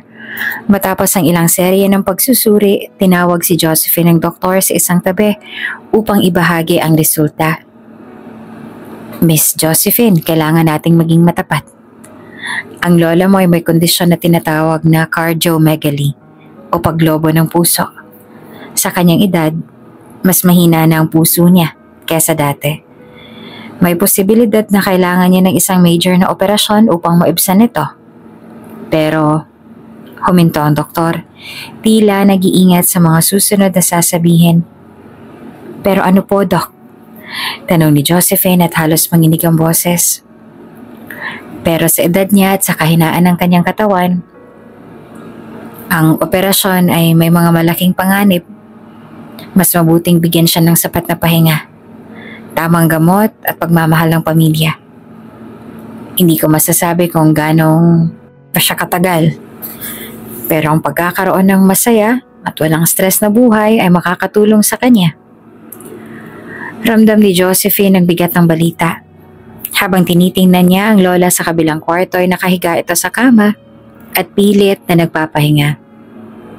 Naaalala niya ang lahat ng pinagdaanan ng matanda. Ang sakit ng pagkakawalay sa mga anak. Ang lungkot na tinanggap nito bilang bahagi ng kanyang buhay. Pagbalik sa kwarto, hinawakan ni Josephine ang kamay ni Granny Cantala. Granny, okay lang po ba kayo? Gagawin ko po ang lahat para gumaling kayo. Ngumiti si Granny Cantala kahit halatang nangihina. Huwag kang mag-alala, Josephine. Natanggap ko na ang lahat. Hindi ako natatakot. Basta't kasama kita, masaya na ako.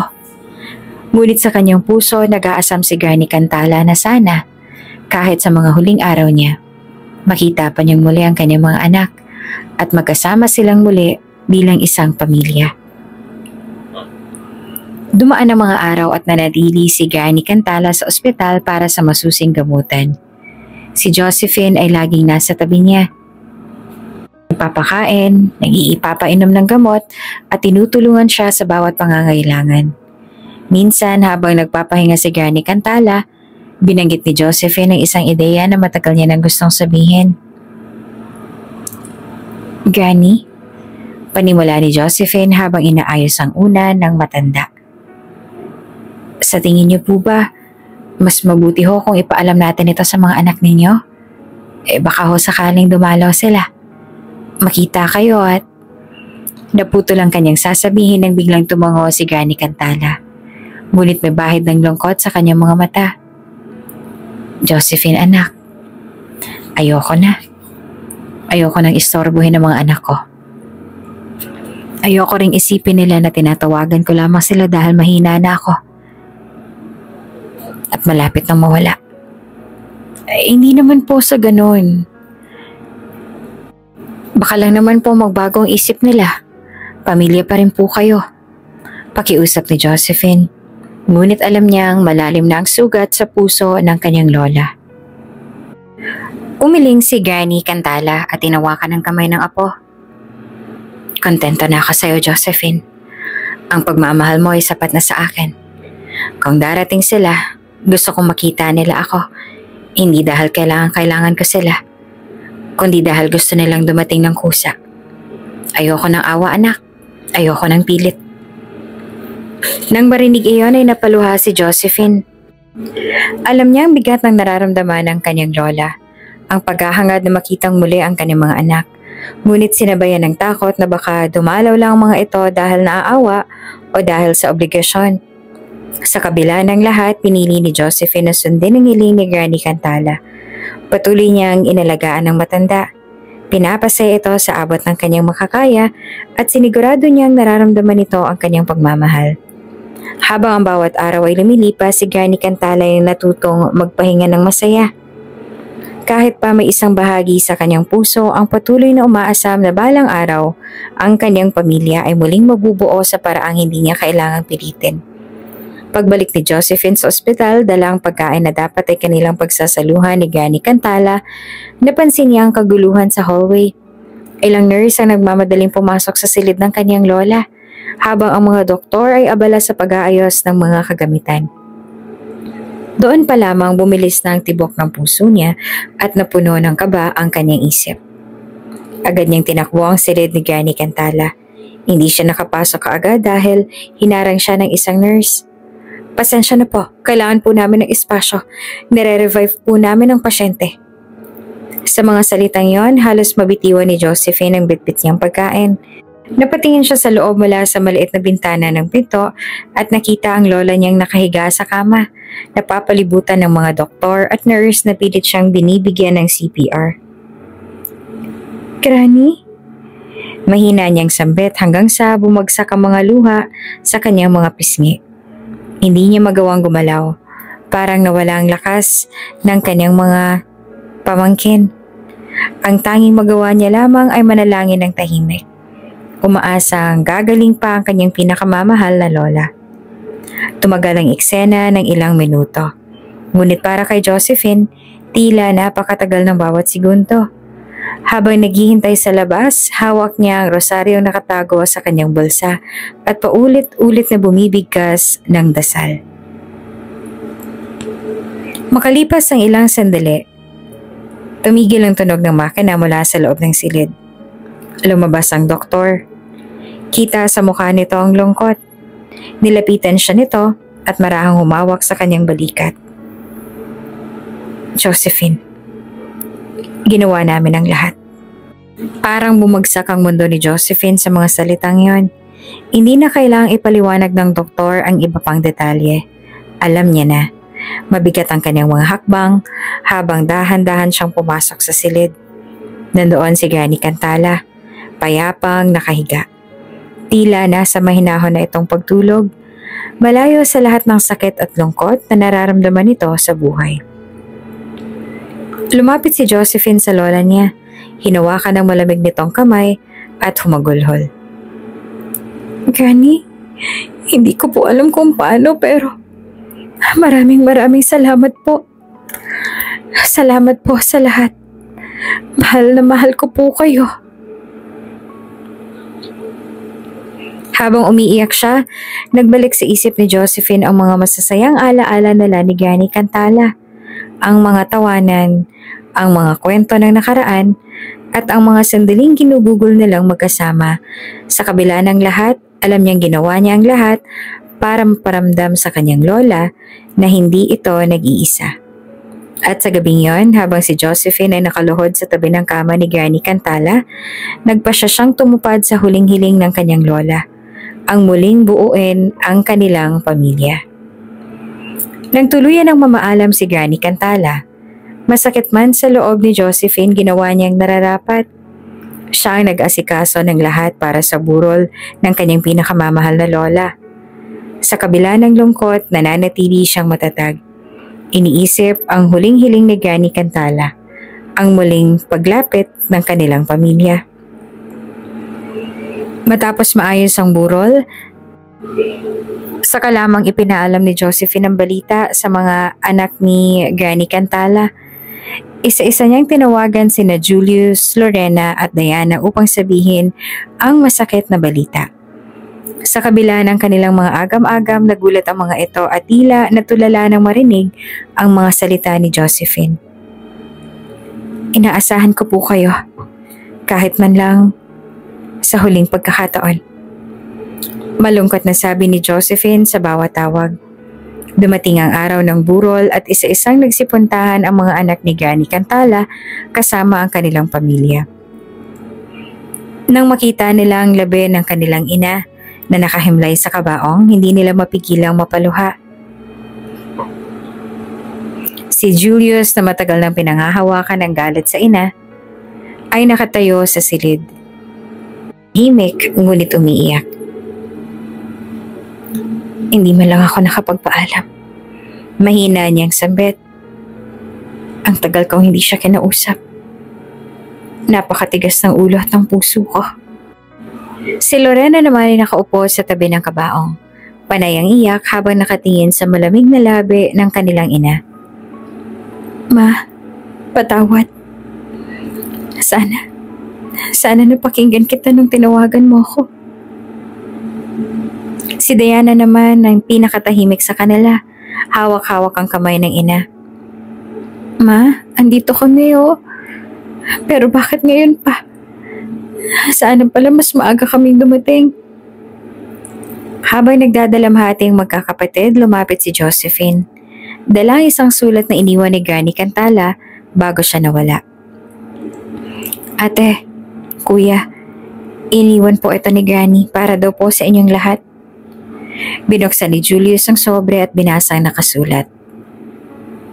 Mga anak, kung binabasa niyo ito, alam kong huli na ang lahat para magkausap tayo. Ngunit gusto kong malaman ninyo na mahal ko kayong lahat. Kailanman ay hindi nawala iyon. Patawad kung hindi ko na ipaliwanag ng maaga mga bagay na bumabagabag sa inyo. Ginawa ko lang ang alam kong tama noong panahon na iyon. Hindi ko naman inaasahang magiging ganito ang magiging resulta. Kung sakaling mabasa niyo ito, gusto ko lang humiling ng isa. Magpatawaran kayo bilang pamilya. Ayokong sakit na nararamdaman ninyo mula sa akin ay maipasa pa sa mga anak ninyo. Ayoko nang maulit ang pagkakawatak-watak na ito. Sana maalala ninyo ang mga panahong masaya tayo. Noong buo pa tayo bilang pamilya. Huwag niyo akong alalahanin ng may galit o sakit. Gusto ko maalala ninyo ako bilang isang ina na nagmahal sa inyo. Higit sa lahat. Mahal na mahal ko kayo. Mama Cantala. Pagkatapos basahin ang sulat, hindi mapigilang magyakapan ng magkakapatid habang humahagulhol. Ramdam ang bigat ng kanilang pagsisisi. Ngunit higit sa lahat ang pagmamahal ng kanilang ana na hindi na kailanman nawala. Simula nung araw na iyon, nagdesisyon ng magkakapatid na tuparin ang hiling ng kanilang ina. Ang ayusin ang kanilang relasyon bilang pamilya. Bagamat huli na ang lahat para sa kanilang ina, natutunan nila ang halaga ng pagmamahal at pagpapatawad na iniwan nito bilang pamana. Matapos ang libing, tahimik na nagtipon ang magkakapatid na sina Julius, Lorena at Diana sa isang gilid ng bahay ni Granny Cantala. Kasama nila sina Tita Lucy, isa sa mga kapatid ng kanilang ina. Sa gitna ng kanilang pag-uusap, bigla nagsalita si Tita Lucy. Alam niyo mga pamangkin, may isang bagay ako matagal nang gustong sabihin sa inyo. Pero hindi ko magawa-gawa dahil ayokong guluhin ang relasyon ninyo ng nanay ninyo. Pero ngayong wala na siya, palagay ko ay oras na para malaman ninyo ang totoo. Napatingin ng tatlo kay Tita Lucy, halatang naguguluhan ngunit interesado sa sasabihin nito. Bakit po tita? Ano po bang tinatago ni Mama? Tanong ni Lorena. Matalim na huminga si Tita Lucy bago magsalita. Mga anak, hindi niyo kilalang lubos ang nanay ninyo. Oo, totoo na magkakaiba kayo ng ama. Pero hindi niyo alam ang hirap at sakit na pinagdaanan niya noong kabataan niya. Hindi siya ang babaeng iniisip ninyo. Hindi siya malandi tulad ng sabi ng iba. Ano hong ibig sabihin niyo, tita? Tanong ni Julius, halatang nagugulahan. Noong dalaga pa ang nanay ninyo, panimula ni Tita Lucy, ipinasok siya ng madrasa namin sa isang bar para magtrabaho. Wala siyang magawa. Wala siyang laban. Kasi hindi naman kami binibigyan ng maayos na buhay noon. Doon sa bar, nabuntis siya ng isang customer. Hindi niya man lang alam kung sino ang ama. At ikaw, Julius, ang naging bunga ng karahasang iyan. Hindi nagawang sabihin ng nanay mo dahil ayaw niyang isipin mo na bunga ka ng kalapastanganan, kaya naman ginusto na lang niya na siyang mapasama. Wag lang kayo. Natigilan na magkakapatid. Wala ni isa sa kanila ang nagsalita. At hindi lang iyon. Patuloy pa ni Tita Lucy, halasang nasasaktan sa bawat salitang binibitawan. Makaraan ng ilang taon, ginahasa siya ng tiyuhin namin. Oo, ang tiyuhin namin mismo. Hindi niya ito masabi kahit kanino dahil takot siya. At labis na sakit ang inabot niya mula sa nangyari. Doon na siya nagkaroon ng trauma na dala-dala niya hanggang sa pagtanda. At kayo, kambal, kayo naging bunga nun. At kahit grabe na yung naging trauma na sinapit ng nanay niyo, hindi pa rin niya kayo pinalaglag o pinabayaan man lang. Parang binagsakan ng langit at lupa ang magkakapatid sa narinig. Pero, bakit hindi niya sinabi sa amin, tita? Tanong ni Diana. Nanginginig ang boses. Bakit hindi niya kami kinausap tungkol dito? Nasaktan siya ng sobra, Diana. Sagot naman ni Tita Lucy. Sa tuwing naaalala niya ang mga pangyayaring yon, parang pinapatay ulit siya sa sakit. Hindi niya kayang sabihin dahil ayaw niyang maipasa sa inyo ang bigat ng kanyang pinagdaanan. Mas pinili niyang tiisin ang sakit kaysa ibahagi sa inyo ang trauma niya. Mahal na mahal niya kayo. Pero hindi niya alam kung paano niyang haharapin ang lahat. Napaluha ang magkakapatid. Narealize nilang mali ang lahat ng kanilang iniisip tungkol sa kanilang ina. Habang galit ang nararamdaman nila noon, hindi nila inakala na mas matindi pala ang sakit na pinasa nito para lamang mapalaki sila. Huli na. Umiiyak na sabi ni Lorena. Huli na para makabawi kami. Hindi pa huli ang lahat, sabi ni Tita Lucy. Ang mahalaga ngayon ay alam niyo ng katotohanan. Gamitin niyo ito para magpatawad. Hindi lamang sa kanya kundi pati na rin sa mga sarili ninyo. At sa gabing iyon, nagkasundo ang magkakapatid na magsimulang muli bilang isang pamilya. Bagamat huli na para humingi ng tawad kay Granny Cantala, ipinanata nilang ipapasa ang pagmamahal at pagpapatawad na hindi nila naibigay noon. Una sa isa't isa at pagkatapos ay sa kanilang sariling mga anak. Sa ganitong paraan mabubuhay ang alaala ni Granny Cantala, hindi sa sakit at galit, kundi sa pagmamahal at pag-asa. Makalipas ang ilang araw, tahimik ang pamilya ni na Julius, Lorena at Diana matapos ang burol ni Granny Cantala. Ngunit isang umaga dumating ang isang abogado sa bahay ng kanilang ina. Dala ang isang formal na liham. Ipinatawag niya ang magkakapatid, kasama si Josephine para sa isang mahalagang usapan. Nang makaupo na ang lahat sa maliit na sala, nagsimula ang abogado. Magandang araw po sa inyong lahat. Narito po ako para basahin ang habilin ng inyong yumaong ina, si Ginang Cantala. May isang bagay siyang itinagubilin sa akin bago siya pumanaw. Labis ang pagtataka sa mukha ng magkakapatid. Ano hong habilin? Tanong ni Lorena. Halos walang ideya kung ano ang sasabihin ng abogado. Tumikim ang abogado at inilabas ang isang makapal na sobre. Binasa niya nakasaad sa loob. Sa aking mga anak. Nais kong ipaalam sa inyo na sa kabila ng ating lahat na pinagdaanan, mahal na mahal ko kayo. Hindi naging madali para sa akin ang buhay. Ngunit ginawa ko ang lahat na makakaya ko upang mapalaki kayo. Marami ako naging pagkukulang. At alam kong nasaktan ko kayo sa paraang hindi ko naman ginusto. May isang bagay akong matagal nang iniingatan. Ito ay isang kahon ng mga alahas at diamante na iniwan sa akin ng ama ni Julius. Hindi ko ito ginamit kailanman. Hindi dahil sa ayaw ko, kundi dahil gusto ko mapunta ito sa tamang panahon at sa tamang tao. Ngayon ay nais kong ipamana ang kahon na ito kay Josephine, ang aking apo. Sa lahat ng mga taon siyang nagbigay sa akin ng pagmamahal, pagkalingat kasamang hindi ko naramdaman mula sa iba. Hindi ito dahil mas mahal ko siya kaysa sa inyo. Kung hindi dahil siyang nag-alaga sa akin sa mga panahong wala akong ibang masasandalan. Hindi ko sinasabing masama kayo mga anak. Ngunit sana'y maunawaan ninyo ang desisyon kong ito. Si Josephine, siyang nagsakripisyo sa oras at pagmamahal para sa akin. At sa tingin ko'y karapat-dapat lamang na siyang magmana ng bagay na pinakamahalaga sa akin. Hiling ko lang na sana ay huwag ninyong tignan ito bilang isang kompetisyon o pagkakawatak-watak. Ang kahon ay simbolo ng pagmamahal at sakripisyo. Hindi lamang ng yaman. Mahal na mahal ko kayong lahat. Lagi niyo akong alalahanin. Hindi bilang isang perpektong ina, kundi bilang isang taong nagmahal sa inyo. Nang higit pa sa kaya ko. Mama Cantala. Pagkatapos basahin ng abogado ang liham, inilabas niya ang maliit na kahon.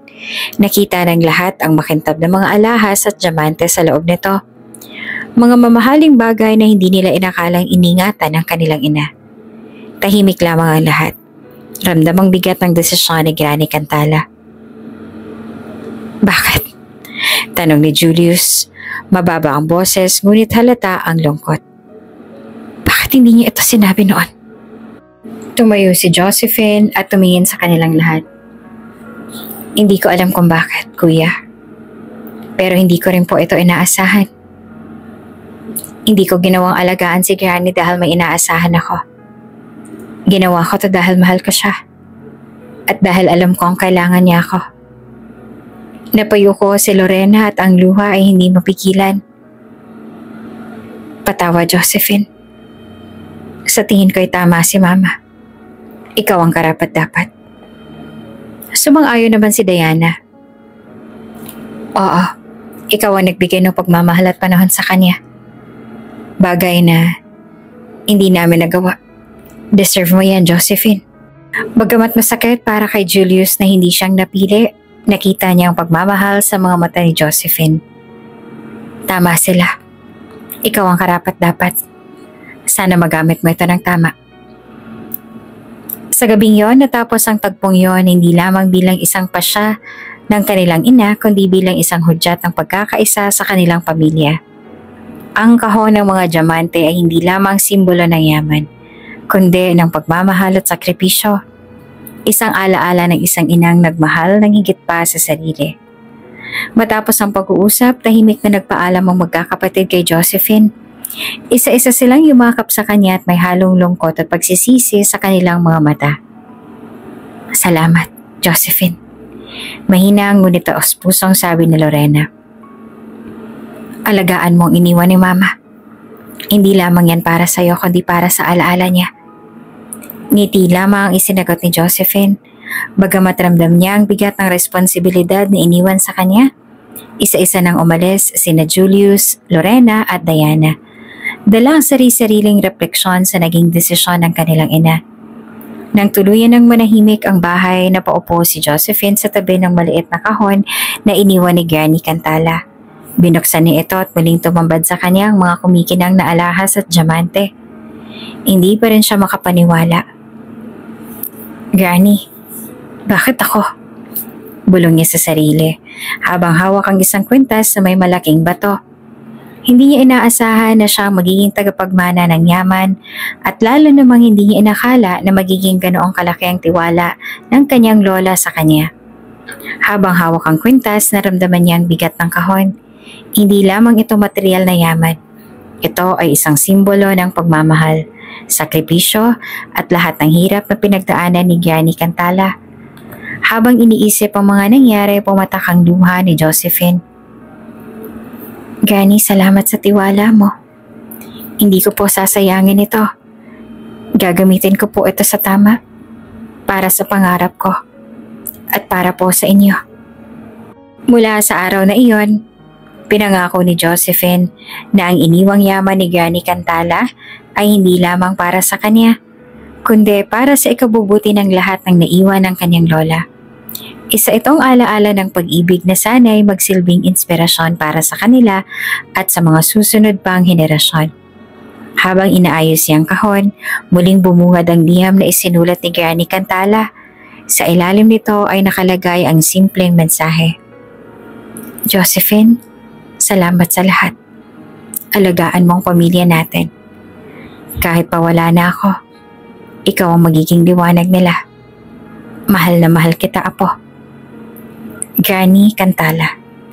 Binasa iyon ni Josephine ang paulit-ulit at sa bawat pagbabasa ay nadarama niya ang pagmamahal ng kanyang lola na para bang nasa tabi pa rin niya ito. Kinabukasan, habang nililigpit ni Josephine ang mga gamit ni Granny Cantala, natagpuan niya ang isang lumang album na puno ng mga litrato.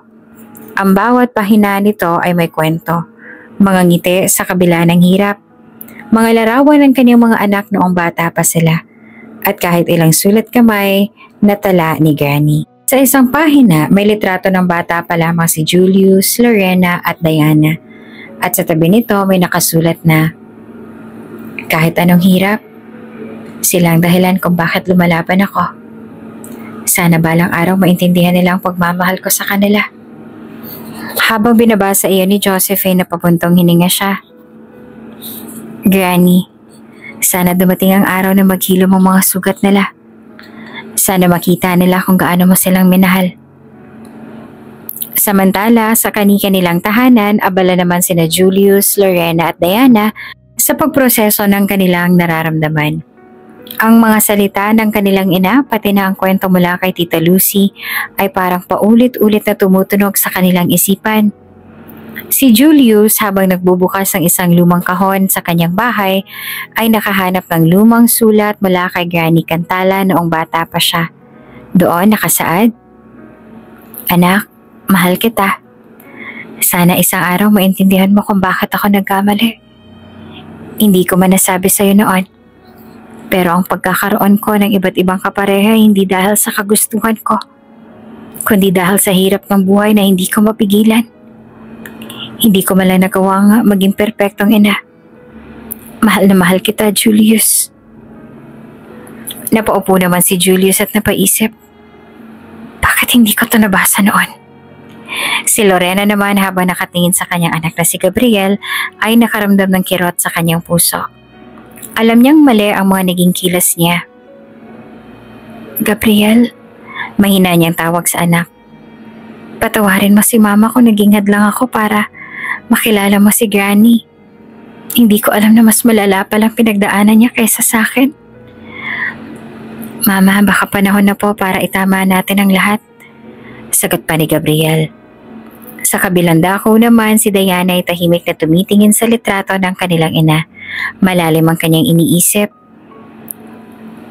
Mama, bakit hindi mo sinabi? Sana mas naunawaan kita noon pa. Makalipas ang ilang linggo, nagdesisyon ang magkakapatid na magtungo sa bahay ni Josephine. Nagtaka si Josephine nang makita ang kanilang mga sasakyan sa labas ng bahay. Nang pagbuksan niya ang mga ito, ang unang bumungad ay si Lorena na may hawak na isang simpleng bouquet ng bulaklak. Josephine, sabi ni Julius, pwede ba kaming pumasok? May gusto sana kaming gawin. Bagamat nagtataka, pinatuloy sila ni Josephine. Napansin niyang dala-dala rin na Diana ang isang maliit na kahon at halatang kabado ang lahat. Pagpasok nila sa bahay, tumingin ang magkakapatid sa altar kung saan naman nakalagay ang larawan ni Granny Cantala. Nilapitin nila iyon ng sabay-sabay. Ma, mahinang sabi ni Lorena habang inilapag ang mga bulaklak. Patawarin niyo kami. Ngayon lang namin naintindihan ang lahat. Si Julius naman ang sumunod. Mama, salamat sa lahat ng ginawa mo para sa amin. Kahit hindi namin iyon nakita noon. Ngayon ko napagtanto kung gaano kang kalakas. Mahal na mahal ka namin. Hindi napigilan ni Diana ang pag-iyak. Mama, sana mapatawad mo kami.